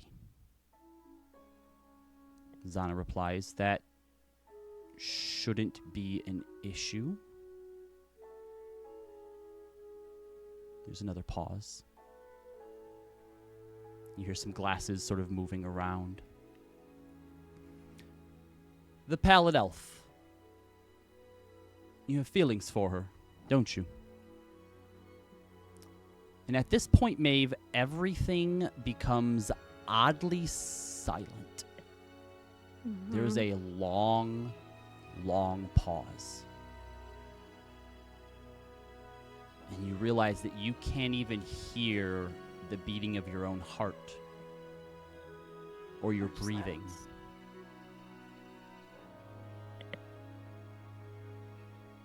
Okay. She is gonna step away. As you take a step back, you don't hear your steps. Taking a few more steps back, eventually, after 2 or 3, your boot clicks against the floor. Would you say I know enough about a cone of silence Oh, to be yes. like, fuck? Oh, yes. So it goes. Mhm. She will take the loss, along with the concerns of what she did here, and return. Mhm. Zealous, what are you doing during this? So you just mended a cloth that you ripped? Whisper into doilies. God help us all. Zealous's programming and logic circuits are completely fried. Chris is so bothered by this. But it's going to resume its initial directive and begin what was I doing? Investigating? Yep. Okay. Ooh. You sure I'm not percepting something? Nope. It's investigation as you're looking around and, specifically snooping for stuff. 9. Oh, buddy. All right, so yeah, you begin to sort of move around the room, and as you kind of walk away, you're back over at that cloth, and you rip it again, and you're mending, and it mends. You go over to the flowers in the middle of the room, and you pluck a petal off. Mending? Druidcraft? The petal grows back. You walk into a different hallway. You scratch the wood. Mending? It works. And you spend the next 5 minutes just kind of going around testing out all of these little magics. Did you want to use any more leveled spells? Yes. Okay. This is what I'm gonna do. I'm gonna be doing it. Yeah. I'm gonna try. I don't have a lot of good stuff. You know what? Yeah. At this point, how big is this room that we're in? This room is about 20 feet wide, 40 feet long. Oh, and I want to just... Do not cast fireball. Fuck this room. Or wild growth. That'd be awesome. I'm just going to cast Fairy Fire on the entire room. Oh god. Okay. Hopefully not hitting Maeve. What's the level of that and the components? Level 1. No component. Verbal. Okay. Yep. So you concentrate. You speak the incantation for fairy fire. And nothing happens. God damn it. Why? Okay. Zealous is just going to stop and then is going to touch its head and is going to cast Enhance Ability on itself to give itself Fox's Cunning to give itself advantage on intelligence checks Okay. to try to figure out what the hell is going on. Like what kind of magic ward is on this place. All right. So you take out your fur or feather from a beast. Do the semantic and verbal components. What level spell is this? Level 2. Level 2. Okay. And you don't feel that warmth of the Wild Mother spread across you when you normally cast this on yourself. Okay. Didn't work. Okay. Honey, See, the this best is here. starting to get a little bit of a understand what's going on, and is going to use the cantrip Primal Savagery to grow claws and then just kind of scrape against the table and Yeah. make claw marks. And they erupt from your hand, and you claw gouges through the table. And Maeve, you walk back in at this point. Okay. Okay. Zealous? Oh, greetings, Maeve. What are you doing? Testing. On the table? Yes, it appears that spells that are of sufficient level are unable to be cast here, but spells that are easily cast are able to be cast. Well, we are in Zenitol's private abode. I suppose it would only stand to reason that he would limit the magical capabilities of everyone but him. Yes, that does make sense, doesn't it? Well, I did not find anything. Did you find anything? Zila says telepathically. Yeah, yeah, we went telepathically. Sure you did.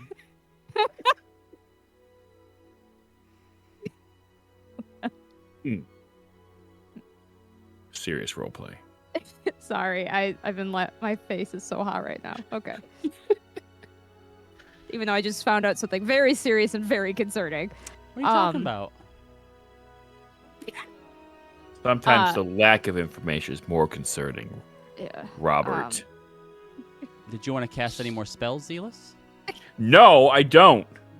Oh my god. I'm glad I didn't try to cast invisibility. Because I was thinking about it, and then I was like, it's gonna look more suspicious. Or would it look like nothing at all? Not in this house. No, she'll think to unfortunately, I'm pretty sure I was discovered. He cast a zone of silence into the room. What? Zealous is like, what level spell is that? Wait a minute. Cone of silence, or whatever it's called. Zone of silence. I must test one more thing. And Zealous is going to wild shape into a spider. You Or at turn- least To sit attempt to. down and process. You turn into a spider.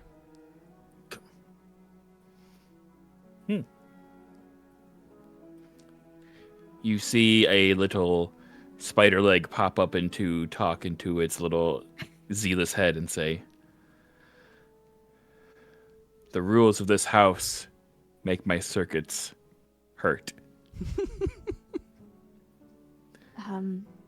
That is entirely fair. But perhaps, druidic magic, I believe, works slightly differently than wizardry, but I wouldn't know that much. That is fair. Should I go scouting? I don't think that's necessary. I don't think you're going to hear anything in that room anyway. Considering what I experienced. But, I don't know. I have a feeling we're about to... I don't know what we're about to hear, but I'm not sure if it's going to be good news.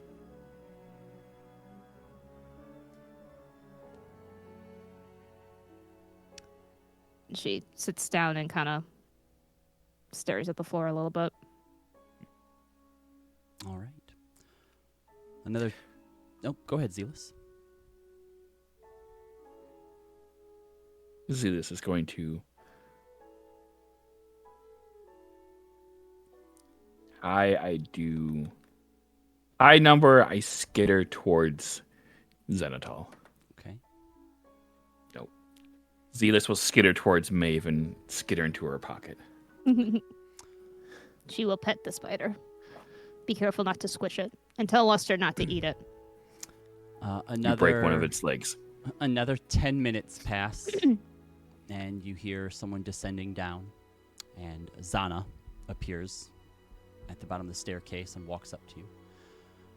She's Where's on her feet. Zealous? She asks nervously. She pulls the spider out of her pocket.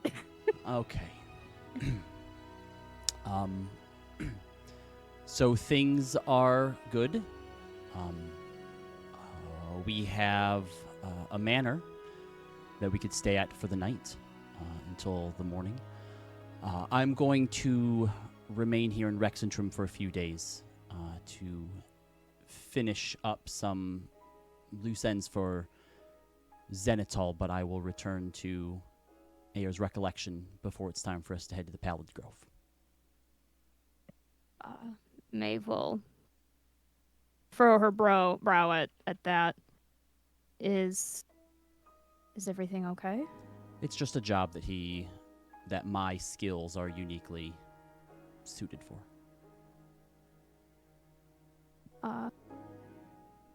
She'll nod. Are you going with us to the manor tonight, or do you have to remain here? I can at least walk you there, but I do have some preparations that I need made. All right, Zealous, you ready to sleep on a bed? You don't have to do that anymore. She's saying this out loud. Actually, while I'm in spider form, I'm able to speak. It's true. I think Zealous agrees. He is speaking telepathically. She also looks over at the table where there are 3 long gouge marks down it. He got impatient, I think. Zealous, go fix that. You see the spider kind of crawl over there and just begins to like kind of poop out a little bit of web on the table. Oh, Like that, Zealous. You can fix it.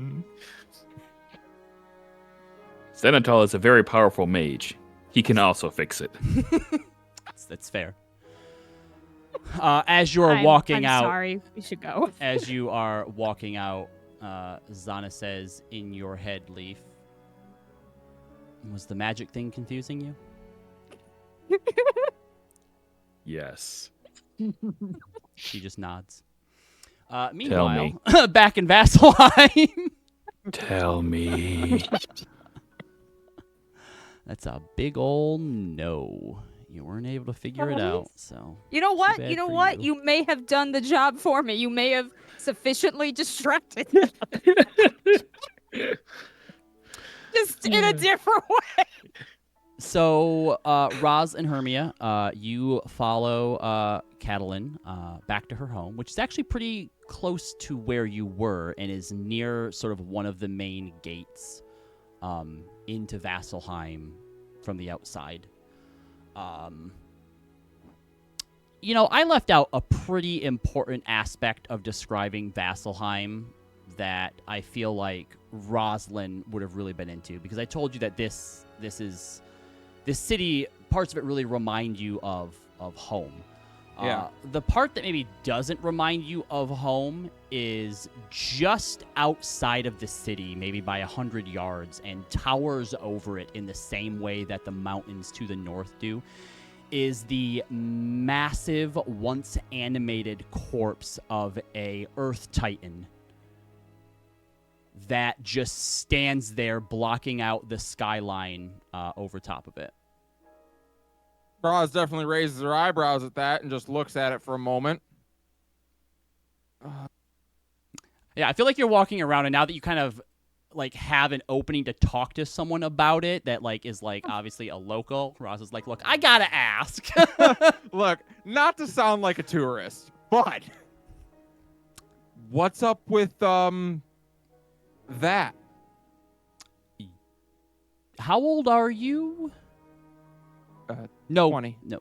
Okay, still somewhat young, but as a adventurer, I would have assumed that you'd know the tale of Vox Machina. Roz kind of glances at Hermia. That's one of those people that we met at the gala, right? She nods. We met one of them. Oh, well, that would be their handiwork. About 50 years ago, the Whispered One resurrected the corpse of this Earth Titan from, within the ground several miles away and marched on Vasselheim. They were able to stop him before the destruction of it. I was just a teen during this, but had dreams of my own of, being a hero, joining the Slayer's Take. I was actually just coming back from a mission the day that it happened when the Whispered One and his minions had descended upon us. Me and my friends had barely made it inside the gates. So did many monsters, of course, and the cultists. And it was actually the man who lived here prior to me, and she walks up, and you are now at a very humble home. It's small in a way. It is 2 stories, but it's kind of cramped between like a few other buildings. Has a small little gate that kind of goes out in front of it, and definitely doesn't feel like it sort of fits here. It's a lot more sort of well tended to. She continues on as she opens the gate and leads you all in. The man who lived here in this very house saved me that day, but did end up falling later in battle. He was a cleric of the Changebringer, and from what I've been told of those who knew him, he actually built this house here himself at what he said was the start of many roads that would lead to places both familiar and unfamiliar. She sort of gestures to the main gate as you come in. She begins to sort of make you tea and has you sort of, tells you to make yourselves at home. Once inside, you can see that, like, the house doesn't really go back that far, and it's kind of just one room here. It kind of serves as both sort of a living room. You see there's, like, 2 chairs set up near, like, a wood-burning stove. There's a table in, like, a kitchen sort of area and a ladder that goes up into, like, a loft where you can see that there's a bed up there as well. I can't quite make it out to do adventure the way that I used to. The way that you two obviously still do, but, on the days that I can, I like to make it out and patrol the walls, help those who come and those who are about to go. At least send them on with a warm meal, maybe some sage advice, and welcome those who make it back with the same. She nods. It sounds peaceful. Not too peaceful. I like a That's bit good. of noise and ruckus. Don't know how much longer I quite have on Exandria here, but, I'm sure one of these days the monsters will take me, or perhaps the matron of ravens. Hermia chokes on her tea. And she looks at you as she says that, Hermia. We never get to know, I suppose. As long as you go out doing something you love, that's all that really matters. Indeed. And you spend the next hour or so small talking, kind of helping her prepare, like, a dinner. And she asks you about your life, tells you a bit about her own. And, essentially she, like you, Roz, she didn't start as being much in the way of religion. Growing up in Vasselheim, religion's kind of everywhere, and it's not often, especially for younger adventurers, to kind of rebel against that sort of thing. But being saved that day by that man and wanting to sort of pick up his mantle and continue sort of where he left off after learning a bit more about him, she kind of started the same way, that I'm not doing this for the gods, I'm doing this for he helped me. And clearly she had set him on that path somehow and has helped people before. And For the message. Yeah, and there's you can see the sort of symbolism in it, that the Changebringer is all about following your own path, and all paths begin somewhere. And where she happens to be set up is sort of uniquely suited to be the start of a lot of people's paths. And about halfway through dinner, she kind of says to herself, Oh, I think I see. The two of you, kind of a bit of a sign, aren't you?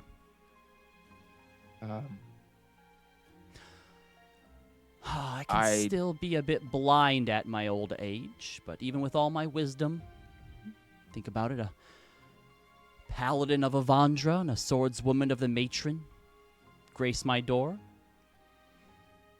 Could perhaps take it as a sign that maybe she's telling me it's just about time to hang it up. Wait, what? She smiles. I don't mean to say that I think you're here to reap my soul or take me to the other side, as it were. Thank God. I don't think that hanging it up is something that I'll ever be able to do. Not entirely. Roz thinks mood. But it does mean that I should perhaps start to prepare for maybe who's going to get this place next. Do you believe in signs, Miss Rosalind?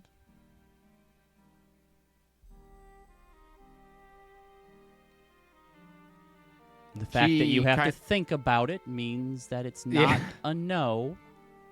I didn't. She glances down and draws her blade.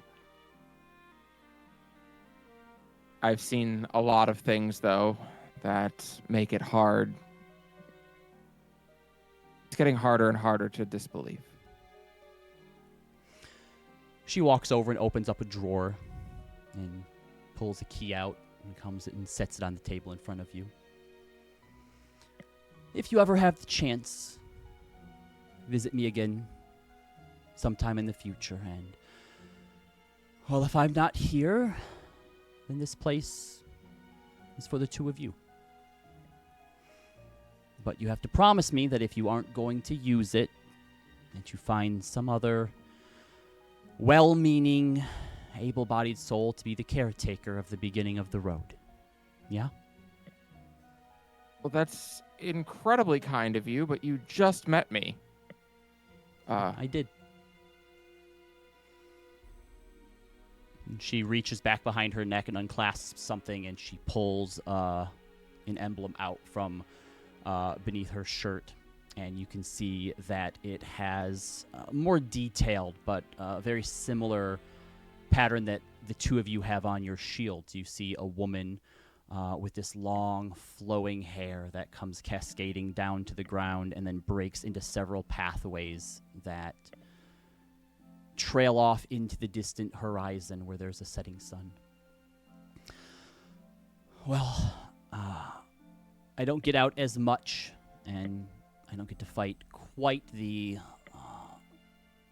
level of beasts that I once did, so I also feel like this would probably suit you on a road that you still have far to travel, much more than it would me. And she hands you the Amulet of Avandra, which you may add to your character sheet as an Amulet of Devotion +2. Oh, okay. Yeah. Roz looks at it and looks at the key. It's maybe a bit odd to trust someone that I've just met, but sometimes, and perhaps with age, you'll come across this yourself, but sometimes you meet people that remind you of yourself. And it's a little bit easier to trust. Thank you. I don't know if I have it in me to ever settle down and live somewhere, but Do I look settled to you? no. It's something I still fight much every day. And if you are anything like me, you probably hope that someday you get to go down swinging. Hopefully. I'd rather with my boots on and my sword drawn. Maybe. You say that now, but there are things in life you find that sometimes change your mind. And she gestures towards Hermia. Roz blushes. I once thought the same thing. Those friends of mine from the Slayer's Take. We adventured together for quite some time. And there was a moment about 20 years ago, just outside these very walls, where we had fought a Hydra that was getting a bit too close to the city. And after taking off one of the heads, those things grow back a lot faster than you think they do, by the way. Duly noted. I was thrown hard and fast into a tree, and as things faded to black, I thought to myself, this is as good a way as any to go. But I didn't, obviously. And you have to remember that when you go down with your boots on, unless you're in a situation similar to myself right now, that you're letting down those around you as you do. At some point, you're going to have to decide if the life you're living for yourself or you're living for others.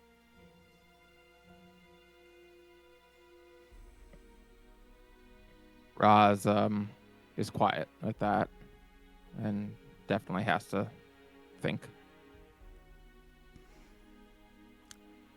So my bed isn't big enough for the three of us. It's barely big enough for me, but I do have plenty for you to sleep on down here. I can grab a few packs for you, save yourself the gold of an inn, but you are more than welcome to stay here tonight if you'd like to. Thank you. It's very kind of you. Hermia, would you come get some air with me? Sure. I'm gonna walk out and just kind of walk towards the sort of the. You said that there's like the edge that looks out kind of over this massive Titan. Yeah, the Titan like towers over the city. Basically between that and like the mountains to the north, there's a lot of shade to find in this city. Yeah, I'll bet. So Roz walks over and then kind of turns and looks at Hermia and nods. So you are champion of the Raven Queen, right? Yeah. Yep. I don't Kind know of if a this job that I can't quit anytime soon. I know exactly what you mean.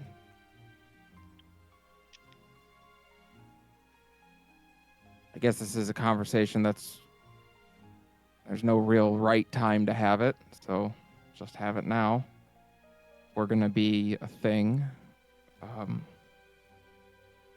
What she said in there makes a lot of sense to me. But also, you're an Eldrin and I'm a Kalishtar.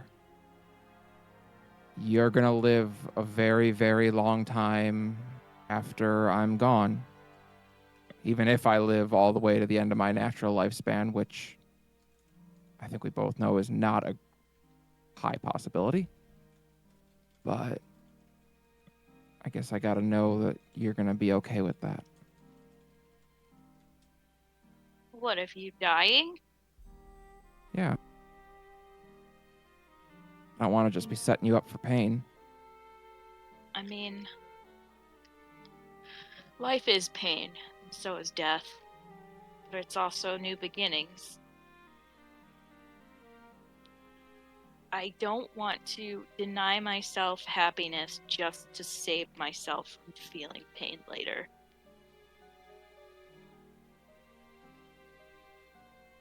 That Does might that be the answer bravest thing your I've ever heard. question?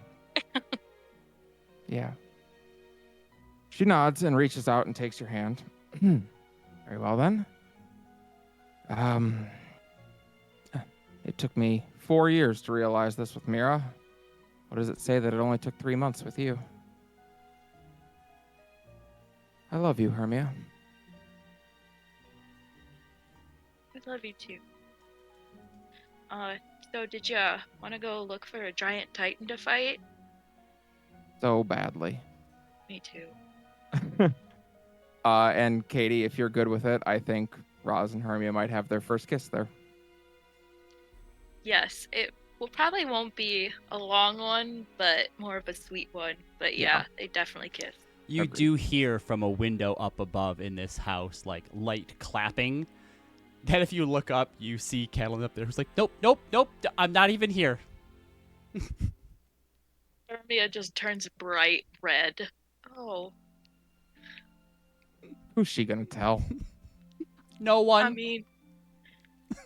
Oh, okay, she's still there. Oh, still there. Still listening in. It's getting weird now. Just a little bit. Yep. You know what? I think we should get an in-room tonight. I stand corrected.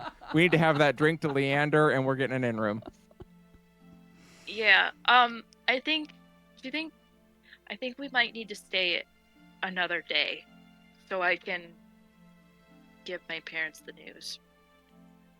It'd be kind of stupid not to. As you wish. Oh. My promise still stands. I will not let them take you away. Oh, I'm not worried about that so much anymore. I kind of, went through a lot. I almost died down there in that pool of blood. Yeah, that was a lot. I don't quite know. Yeah, that was a lot. Oh, well, it kind of makes sense. Like, she's the place, the distance in between, I guess the very end of life and death. Not quite there yet, More of like the transition into something. Almost a little bit like change or a transformation. So in order to talk to her, I had to, be in that state of being. I guess that makes sense. My Uncle Levix tried to help me talk to the Raven Queen once. He put me inside of a stone sarcophagus and left me there for 7 hours. Oh, that doesn't sound fun. I don't know which is worse, like being drowning in a pool of blood or being in a sarcophagus for that long. I think you had it worse. I feel like the drowning in blood was worse. Yeah, maybe. I'll be honest with you. I told him I watched and waited the whole time, but I fell asleep and took a nap for 6 of those hours. I don't like small spaces, so I don't know how well I do. All right, so we're nearly done here. We just have a few more things to go. We're going to wrap up real quick with what's happening in Rexxentrum. So I'm not going to go too in-depth with the manor that you have, because I want that to be a full thing with the party, sort of experiencing it. But secrets we know. It's enough for at least Zalis and Maeve, yes, to find a place to rest for the night. But if there was any more discussion that Zealous and Maeve wanted to have with one another or with Xana. Yeah, I guess with Xana, is her plan is as soon as she meets us at the manor that she's taken off? Yes. Okay. Well, as they're walking then to the manor, at least when they're a little bit away from Xenatol, she'll just kind of with her mind through telepathy, just kind of ask Xana, so did it go the way you wanted it to? More or less. It was more of just informing him of some things than anything else. I know that back then when we were talking more seriously about each other and you wanted to... This is through the mind, by the way. Yep. You wanted to deal with that item. Do you not want Xenotol to know about us?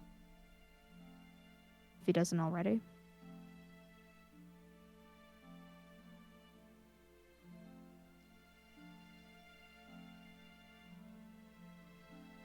It's fine if he does. He does. Nothing that I do. I don't keep things from him. But he feels certain ways about interpersonal relationships mixing with work, especially given how my history with that in that regard.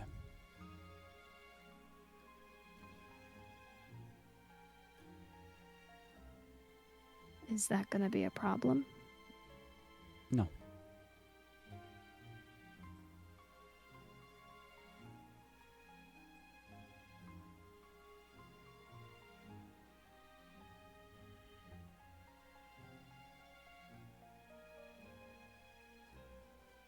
Xana, I don't want to keep things from you either, ever, but I did hear some things. I suspect. And I think he knew too. He suddenly made it very quiet. I noticed that as well. And I guess the only thing I want to know is just hearing from you that what we have is real to you and not a ploy.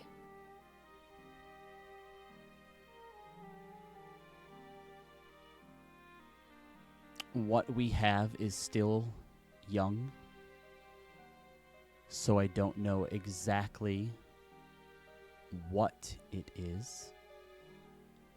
But yes, it is real, Maeve. I would not have put myself in a position to be hurt like I have in the past if it wasn't. Good. I'm glad. I think you'll have to understand that I have my own reservations on Xenotol, even though I know we don't really have much of a choice. But I'm not going to put you in a He did not get to position. the position that he is, being everyone's best friend. I understand that. I guess I just want to make sure that he has, well, your interests and your desires in mind too, even as he has wanted to put you in a position of the greater good. He has first and foremost the Empire's best interests in mind. But I am good at what I do. And if he were to make a decision, first of all, it would also be my decision. But if I had to put myself in a position to... If I had to sacrifice myself for something greater than myself, I would. And I think you probably would too. Yeah. We'd have to fight off Rosalind for the chance to do so. Because she'd that's definitely true. throw herself in the volcano first, but... That is very true. I understand. I just worry, I guess. But I trust you. And I am making that choice too. She nods. Gives you a kiss on the cheek. Well, when we're at the door, she's gonna kiss her full on. So. Okay, well, you're at the door, so I guess as she pulls away, you just grab her and kiss her Excuse full me. on. Yeah. Yeah. Uh-huh. Yeah. To which she definitely seems surprised by, and as you finally let go, you can see a bit of a blush there. All right, well, we have the sending stones. If you need anything, I will see you soon. You're not gonna talk to me like Faye and Corey have. She's teasing when she says this, but she is. That's what she says. How do Faye and Corey talk? I haven't noticed yet. Looks at the sending stone. She just goes. Huh? And she just kind of does a little like, hi, I miss you. You hang up. No, you hang up. And then she just kind of gives her a shit-eating grin. She puts it away. Hang up? I think they're meaning. Very funny. I think meaning who's going to stop talking to the sending stone first. It would probably be me. You have a lot more to say. Well, that's true, but I'll just keep talking. But you'll keep listening. These things don't have a mute option I'm aware of. You wouldn't put it on, but either way. She gives you a look like, maybe. Try me. And she's like, try me. Be careful. Come back soon. Feel free to update me. I'll let the others know. We won't move ahead with till you come back, at least. Good night, Maev. Good night, Sammy. As she walks away. Mm-hmm. Do you do anything?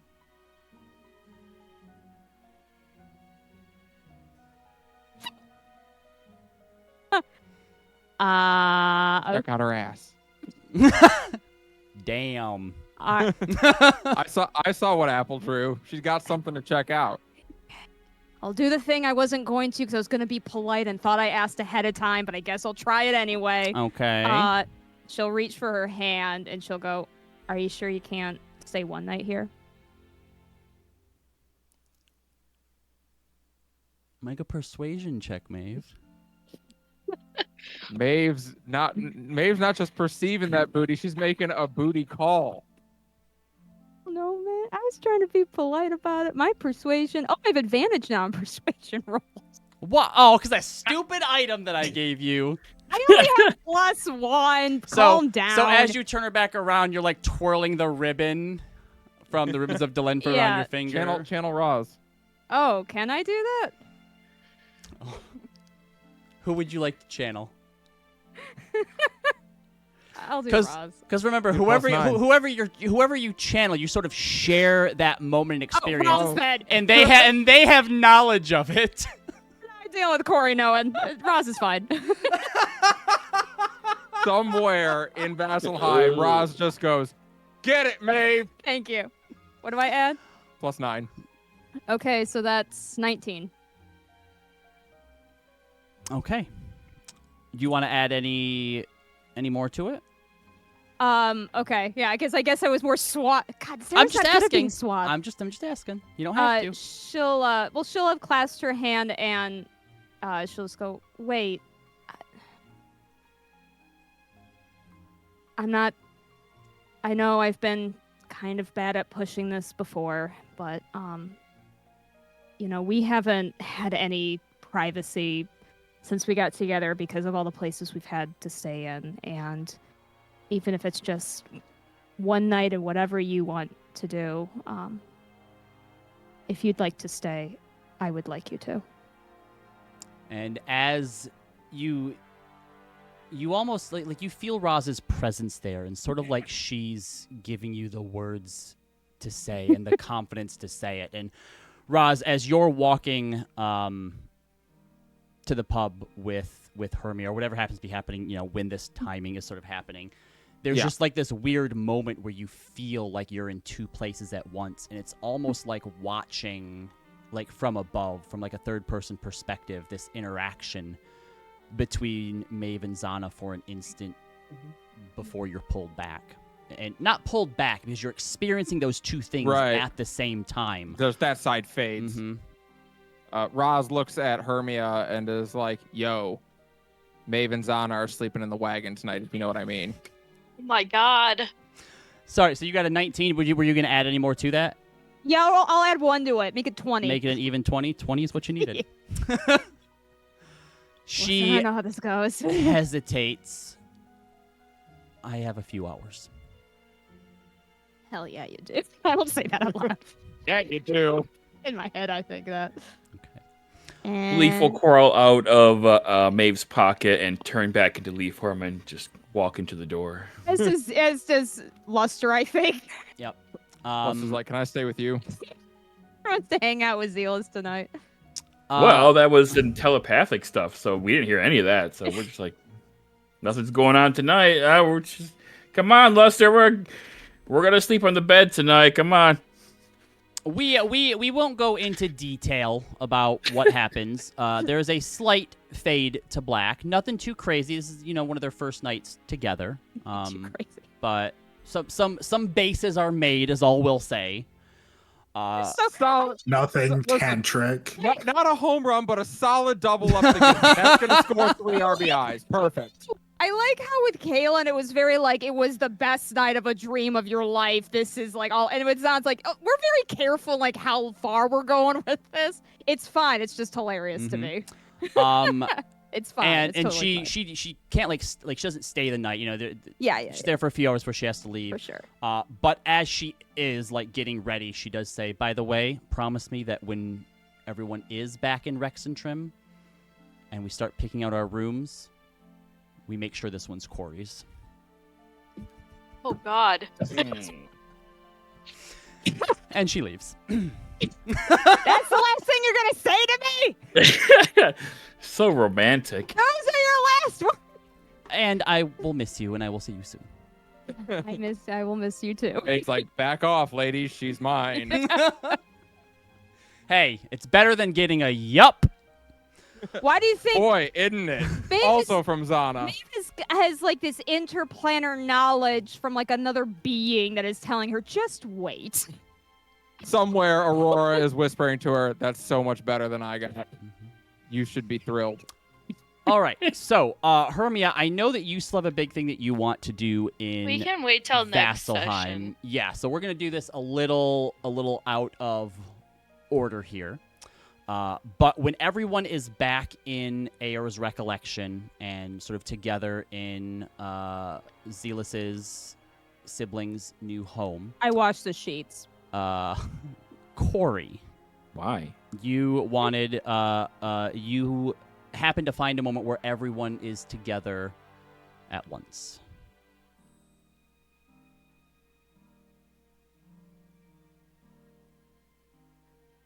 Are you there, Corey?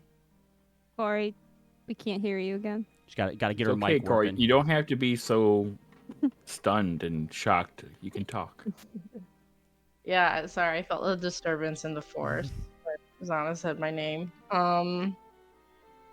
I think Corey is like pacing off to the side and like switching between forms until they just decide on phase form, even though they were trying to do more changing stuff. And they approach the group and they just go, does everybody have a minute? What's up? Yeah. Yeah. Yes. Just one minute. Leo, shut Well- up. You have more than 1 minute. Well, I can't. Maybe like an hour and a half, maybe. For What is it? like, I would like to host a dinner for y'all, if that's okay. Oh, I'm so hungry. Vision. Yes, please. Too. Vision raises her hand. We don't eat. No, I'm sorry, not for you, sweetheart. Oh. Oh, I don't eat just- either. Rock Well- also goes, I don't eat either. Thank you. I will make And, sure. and like I one let after the another, people know. like after each another. of them, Yes, yeah, lets thank you. themselves know. Mhm. Okay. Yep. Form has yep. been decided. Thank you. I will remember all of that.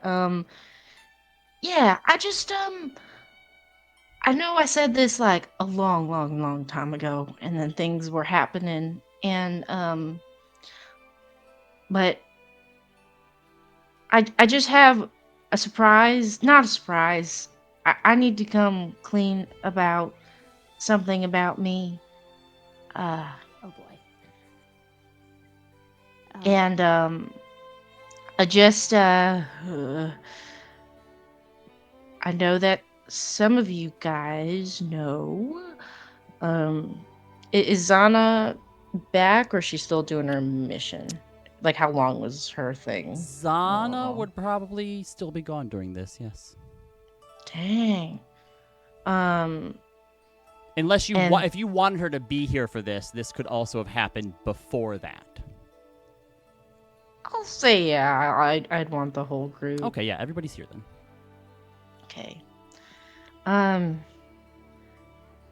So, first off, sorry. I know that we've been through a lot, and a lot of stuff has happened, and not just stuff with like, you know, you know, Lady Almighty Oracle. But I just want you guys to know that you're my family, and when I first met you guys, I didn't know that, and I didn't really realize that until, well, like the past month. And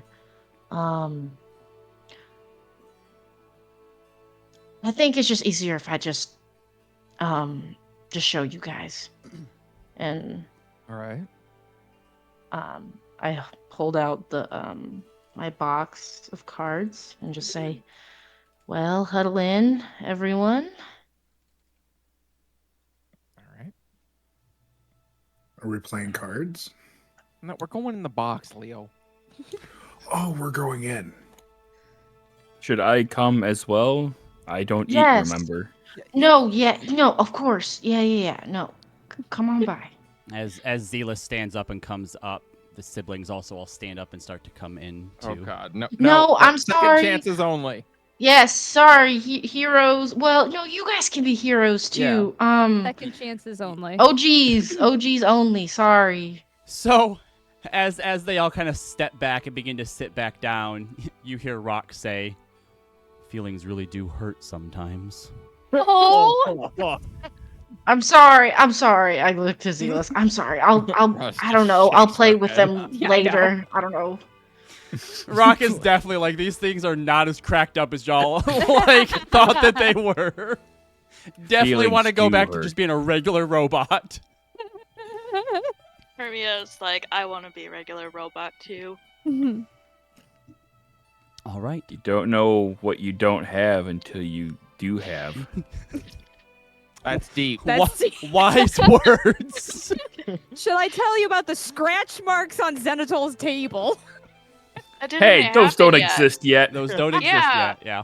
Yeah, we're gonna say that the No. Rexxentrum It's trip all and the before us. Vasselheim Why does trip, it have to- like that all happens like near the Oh, end. okay. of Fair the- enough. of Fair the enough. trip. Sorry, So, I thought you all said right. this was later. That's my mistake. So you were all sucked inside of the That's hot. magic box, which has happened before. You've all been in here before, but it's usually just like this like black void that if you walk far enough, you just appear on the other side of it. And this time it's more, it is still just like one room. There's no like, no, there are some doors in here, we'll say. There's some doors. But it's kind of like, it reminds you of the inn where you had your dinner with Faye in Allfield. Not exactly the same, but it's very sort of rustic, you know, kind of a backwater village kind of vibe. There is a bar, though there's no one behind it. And there's one sort of long table set up here with like multiple chairs.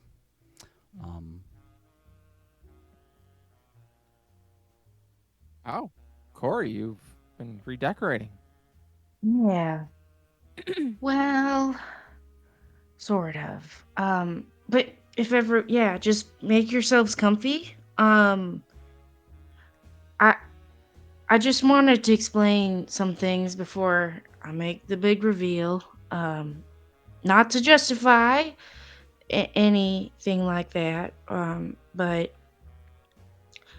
so I know that I've told y'all that, like, as far as like where my powers came from and how you guys were like, wow, Corey, like, you're kind of like Hermia, and like, doesn't that mean you're also like warlocky and you got a patron and all that kind of stuff? And I was like, no.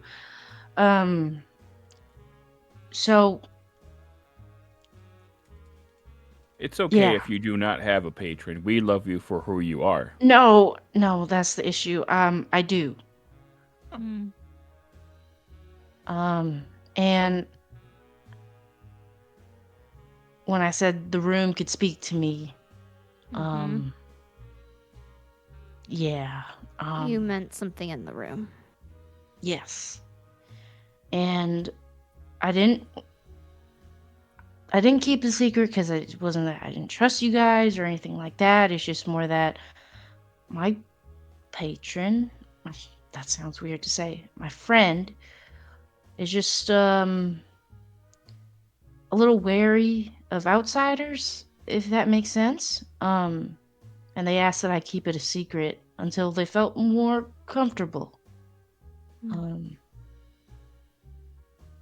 And Okay. and yeah, so I look behind me. Gil, if you want to step out. And there is a long, awkward silence as nothing happens. Whoops. He's And, quite shy. and So I was Corey, like, Corey, is the patron speaking to you right now? Corey, you hear There's a in your patron in the room. you hear in your head, how should I appear? I feel like we talked about it, but we didn't really come to a decision. Should I be honest with No, them? I'm sorry. Should It I try was to really... impress them? I know, we got really busy. Why don't just You kind of hyped me up calling it a big reveal. yeah, why don't you I Corey, just if We you all don't have have a imaginary patron, friends, Oh, Corey. It's no, guys, fine. I it's do. Stop. Guys, stop making fun of her. Okay, okay. I'm not making fun of her. I'm just. I It's s- fine. You're This not is a cool helping. room. I say to Gil, maybe I don't know, red curtains open, Broadway show sort of thing. You all hear a door creak, and one of the doors kind of opens a little bit, and you hear a voice come out of it. I don't know, I feel like that's a bit much. Maybe I'll just walk out. You know, Yeah, do that. like a normal person with legs would do. Yeah. All right. And you watch as stepping out of the door, you see this slender, almost 7-foot tall man. His skin's sort of a light purple hue, like white satin sheets that have been stained with wine that'll never quite wash out. He kind of has sort of this wispy, elegant way that he carries himself with. Pale, sky blue eyes. There's no pupils or irises.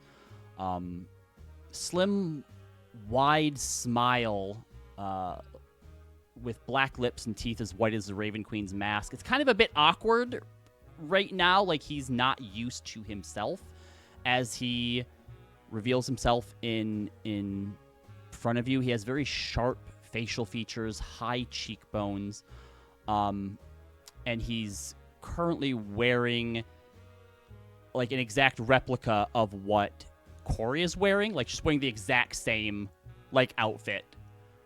All right, well, one of you is going to have to change. I wasn't Obviously. sure. It's not my usual style, but I wasn't sure what to. I went with this.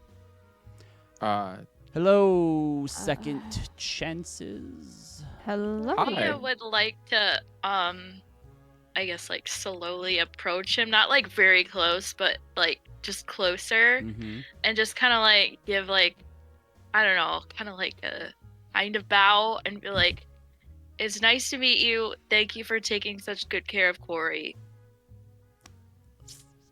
You're welcome. Also, thanks to you too for things that you do. Rosalind, nice to meet you. Yes, the Kalishtar. Mm-hmm. Yep. Oh, Nice to meet you. I'm Gildana, but Corey calls me Gil. Right. Hello, Gildana. I am known as Zealous.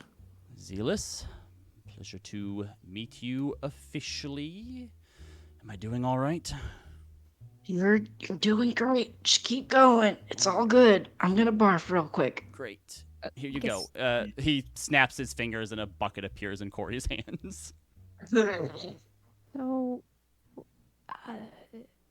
you have magical domain in here, and also to Corey. This is my vessel.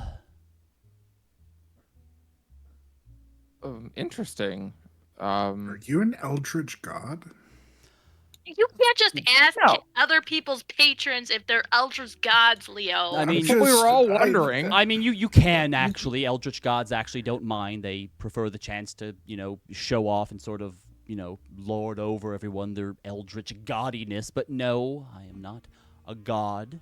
Are you Eldritch? I am not eldritch, no. And you watch as he kind of just rises into the air a bit, and you see these sort of magical tattoos that seem to be just all over him, slightly glowing, indecipherable, constantly changing ancient text of some sort, just kind of lights up on his body, and trying to perceive it and read it or understand what they are gives you these vague feelings of lightheadedness and just this slight notion of fulfillment that puts even the sharpest emotions at ease. And as he kind of sets back down, they all vanish.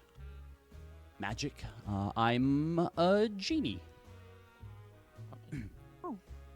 Do I know anything about Interesting. genies? I was the one who gave Corey her powers on a wish, and I brought your friend Zealous back to life once upon a time. Was Yeah, you? I would say Oh. that you all have the usual sort of cursory knowledge of what genies are, magical beings that if you find their lamps, they can grant you wishes. Well, then thank you, both for helping Corey and for saving Zealous.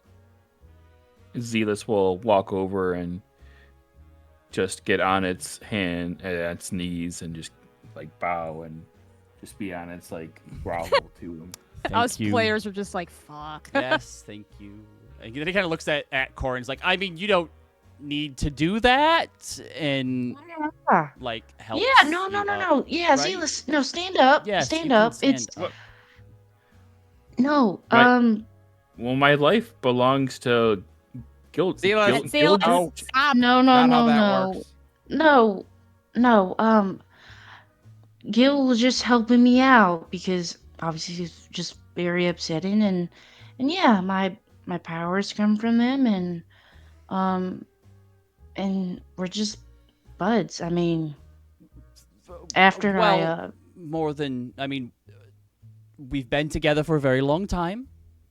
Corey found my card box in a shop with no name, and could choose anything there, and took me, and we have been together for countless years now. It seems we are like a family ourselves.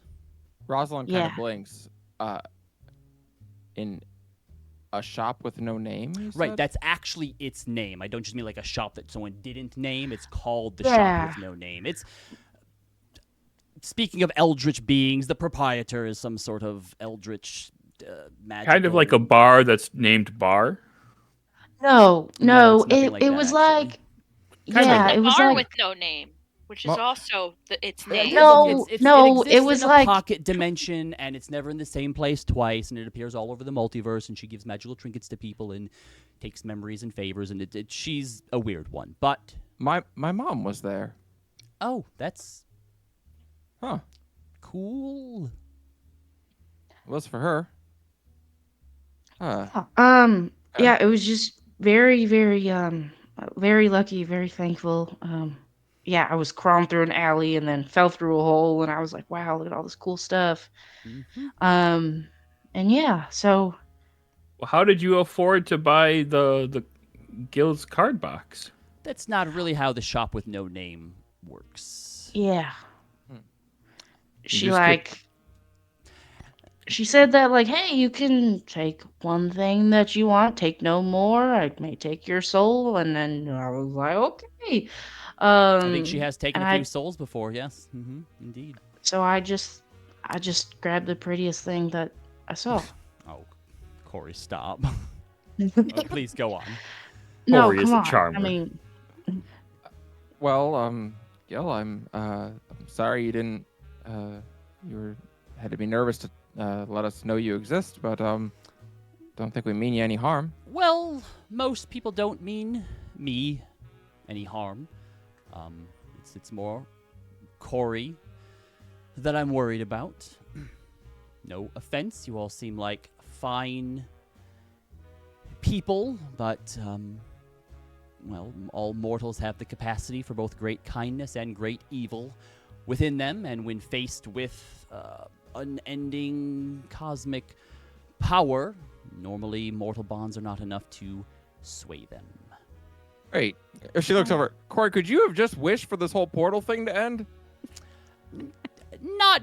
Not quite.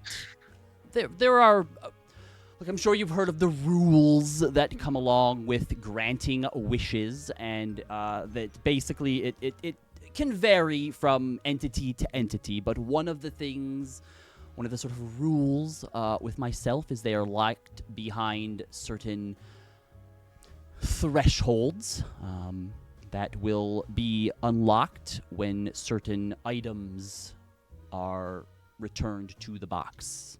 That's yeah. why you want the white. The white dragon, Dragon. claw. Mhm. And the Phoenix Pinion. Yes, yeah. All of that. So yeah, Gil's like, I mean, I don't really know how to label it. My dad, brother, I don't know. Older brother sounds, Yeah. we don't like putting labels on things. Family is all that matters. Oh God. Yeah. We don't have labels around here. We have family. I mean, you are Oh. family, so you're basically a second chance as well, because you've been with us since the beginning, Oh God. I suppose that's kind of right. and you did save my life. I let's- did. So basically an honorary member. I'd say more than honorary. Well, One of the You don't- originals. Gone from being my favorite session to my least favorite session so quickly. Well, we're supposed to be enjoying a feast, are we not? And he snaps both of his hands, and a hero's feast appears on the table. The bar is lined with any sort of alcohol you could imagine, including Lucky Kieran's. There is also on each of the four corners of the table and two behind the bar, gills in like bartenders' outfits and like waiters' outfits with like like towels over their hands. Please, whatever you need, let me know, and we'll get right on it. But otherwise, shall we? How do you decide which one gets to like eat at the feast and which one's a waiter? They're all me. Oh, Well, guess what that's fair. great shouldn't you cosmic be power, itty bitty living space. shouldn't you be Someone should write that enjoying the down. feast and not working? Oh, I'm not. But they are. But are they you? I wouldn't think about it too hard, honestly. Like Pumat Soul, guys. But her- Have you seen like Black Mirror? Like, there's like an episode where I like it told you not talks to about- speak of the Black Mirror, Corey. I'm sorry. I'm sorry. You're right. You're right. Gotta destroy that thing. Oh, Ra's gonna sit and eat. And it is the most delicious food you have ever tasted. Can I pull? Like, you get to a point, like, you see things up here like you've had before and you haven't cared for, but this is, like, so good, you're like, I gonna try it. wonder. And, You like, know what, even maybe- trying the stuff that you hate, you're like, oh, damn, this is really good. Try the Bet great it's stuff. good. It's delicious. I mean, yeah. Don't believe me, ask the dishes. Wow, it's so good. Leaf just Oh, mashes it between his... Doesn't he have enough magic power to have Zealous imagine eating, or is that not part of the purview? He does look a bit pathetic. At one moment, and he snaps his hand, and Zealith, a mouth appears on your face. Oh, that's that is terrifying. I don't know if I like that. And, That is ghoulish. and Is it like a Roz- South Park mouth where it just goes? Ross, who "Arr." was sitting next to Zealous, gets up and moves down to sit next to someone else. and you can taste Zealous.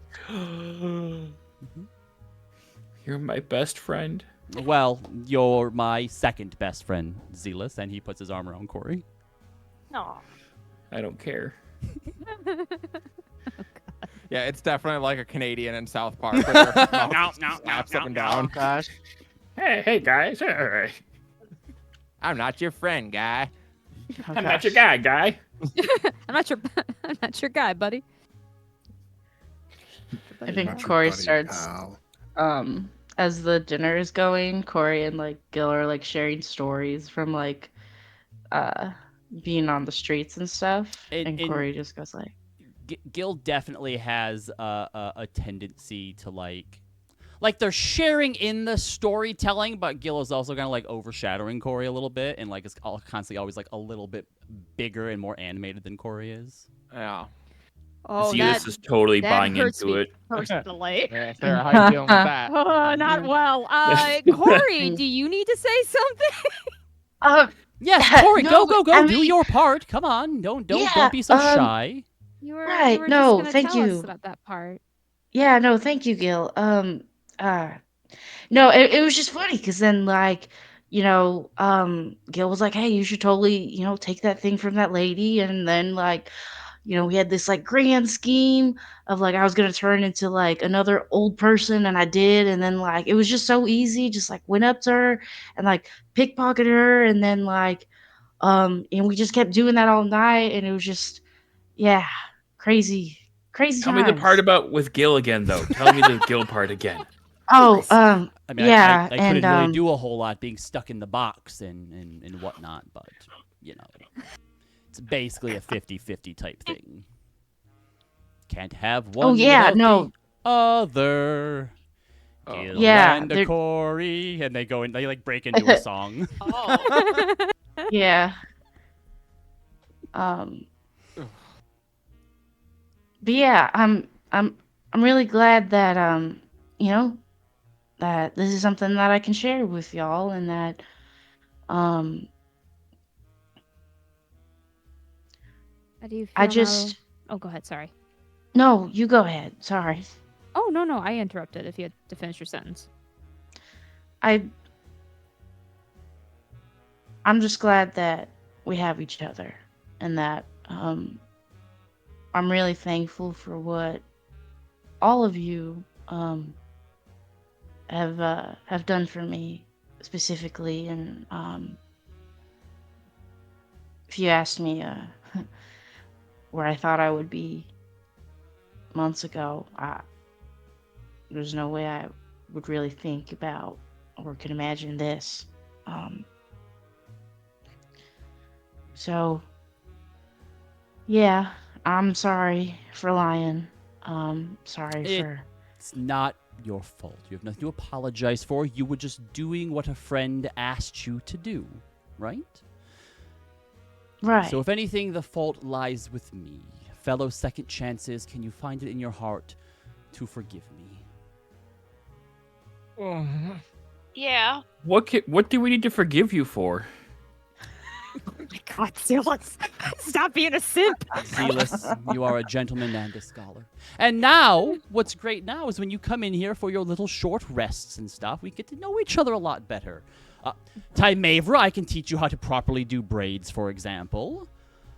Um. I'm sorry. Well, yeah. Well, you came. But Corey came one time and had her hair done, and it was a good attempt. But I can show you what years of practice has taught me. That is one way to show that. But if you are a patient teacher, then perhaps I can learn. But she will kind of give Corey a look of like, is this just awkward socializing, or is there something else happening here? I think that Corey, I think maybe you'd be able to see that like Corey is like a little smaller Okay. in aura, I guess, but not in like a sad, like Yeah. cowering kind of way, but kind of like yes anding to Yeah. Gil, very much so. For sure. I think picking up on this, not that Maeve is a perfect mind reader, but I think what she will pick up upon is something like, well, perhaps maybe, Gil, you could teach both Corey and Corey would be able to, I imagine, do plenty of wonderful braiding as well. Of course. It would be my pleasure. Rosalind. Yeah. Well, let me ask you, Roz. How we know how Callie's feeling in the moment.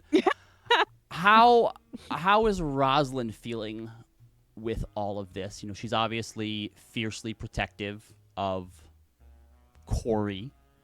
I think Roz has one question that is lingering in her mind. And so it's like, Gil puts on a great show, right? Mm-hmm. Like, he clearly can be charming and nice and kind and everything. And to hear the stories, they've never, it's been amazing for them. And Roz cannot get the thought out of her mind of, then how come Corey had no fucking confidence in themselves when we met? And I think she's getting her answer more and more as the night goes on. Yeah. He looks over towards you. Rosalind, Yes. are you aware you still have he kind of twirls his fingers in the air, and you all see this string, this tether of like, it's like a shifting, like ephemeral luminescence that's kind of going like from her chest, from like her heart, just kind of into the air about a few feet, and then it just kind of ends there, and it just kind of waves back and forth. You're tethered to some place in a way others aren't. To something that doesn't seem to exist, like a lifeline almost, going to Yes. nowhere. No, it goes to somewhere. It's my connection to my sister on my home plane. No, I don't think it's that. I sense that too. This is something else. Corey, I could probably teach you a spell that allows you to tap into that to see what exactly it. Well, wait, hold on. Could you speak to your sister? I can, yes. Like right now, I mean. Light, are you there? Yes. I nod to him. We're talking. And you see that it lights up. Oh. All right, you were right. My mistake. But it's the tether itself has a consciousness. It's alive even when you and your sister aren't using it. Roz's eyes bug out. Eris? I don't know what a Ceres is, but I could perhaps teach Corey a spell that would allow her to maybe help you tap into it from time to time. Yeah, I'll I'll work on it right away. Oh no, it's nothing is you have it- to work on. I can just grant it to you. And he snaps his fingers. Right. Yeah. Yeah. You're right. You're right.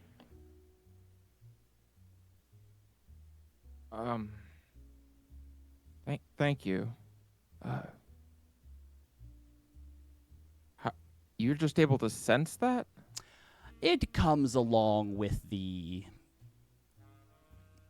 power set, I suppose you could say. See. Plenty of it, but confined to these 4 walls. Fair enough. Is there a reason why every genie has a lamp or stool or whatever they live in? You've met a genie that lives in a Stool? stool? How do they live in the stool? I was just thinking of ordinary objects off the top of my head. It could be a dinner plate. I don't know No, A what teapot? the customs are. A you- bunny jar? rabbit? it's usually some kind of container. Bunny rabbit. Yeah, wow, bunny Um, rabbit. It could. I mean, it could happen. To tell you the truth, this is all I've ever known. There wasn't a existence before this, and I've never really met other genies, so to speak. So I couldn't really tell you. So you're stuck in here. Oh yes, Well, that sucks. indeed it does. Which is Is another- Corey holding you hostage? no, but it's Blink twice if you're in No. danger. it's No. another No. Oh. reason why I'm so apprehensive about Corey trusting my existence to people. It doesn't make me a target, it makes her a target. In a lot of cases, there's nothing some people wouldn't do to have a chance at the power that I have, and whoever controls the box controls my powers. Power. Well, protecting Corey simply means that we're also protecting that. Seems simple enough. For now. Well, if there is a way to help you, we'll look into it. He looks to Corey. Well, there are 2 things that would probably help. Phoenix Pinion and a white dragon claw. What age of White Dragon? You know, I'm not Doesn't- sure, but I'm sure probably the older the better. Oh. Great. Oh. Well, we'll keep our eyes open for such things. It'd be fun. Maybe we can ask one to give up a talon. I don't think a white dragon would agree to that. Pretty sure white dragons are evil. Well, I mean, evil is subjective, but white dragons tend to be the, let's say, dullest and more bestial of the chromatics. White claws sound so tasty right now. Damn it. Especially pomegranate flavored. Okay. What's Race the, bitches. do you just take is there an inherent magic within those items? How do you use those? Just out of curiosity. I have a fondness for lavish things, though it may not seem it. I thought that perhaps this would be more to Corey's liking, but I'm not sure. All I know is that decorated upon my box is a white dragon's claw and a phoenix pinion, and I've always had a draw to them.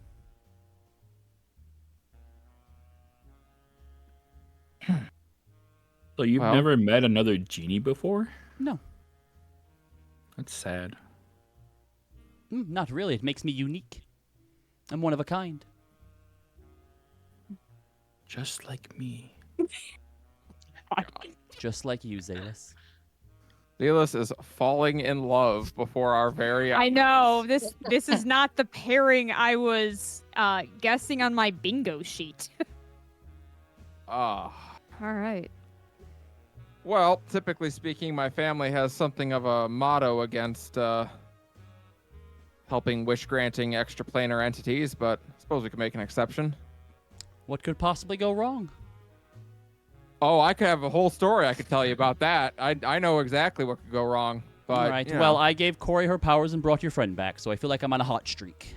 I mean, that's fair. It's yeah. Also, whenever, not to throw you under the proverbial horse carriage or anything, Corey, but whenever Corey has trouble controlling their magic and things sometimes go a little haywire, those could be a lot worse, but I tend to intervene and do what I can to hold it back.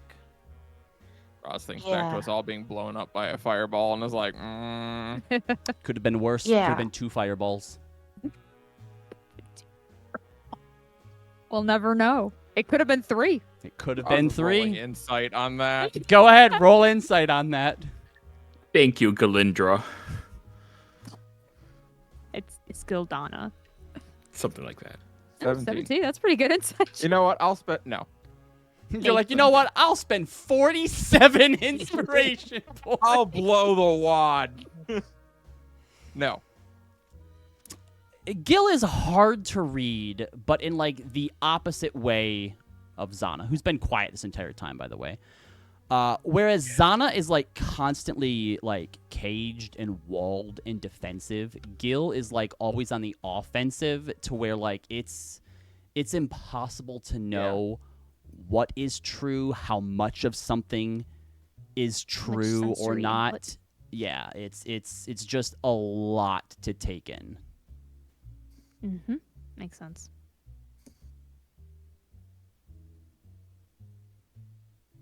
Well, who's ready for dessert? And as he snaps his hands, all of the food disappears, and every kind of dessert that you could possibly imagine appears on the table. And and Zealous. I regret mentioning that he needed a mouth. And Why did I say that? Zealous is going to find out what it means to have a food baby. And the celebration and the dinner continues on for a while as stories are continued to be continually swapped back and forth for the remainder of this time, and that's where we will wrap up the session. But overall, it seems like a pretty positive encounter for most people, while some may have reservations. Overall, you all have a good time. Why? This guy's awesome. And when it's time to go, Zealous does not want to. This is not.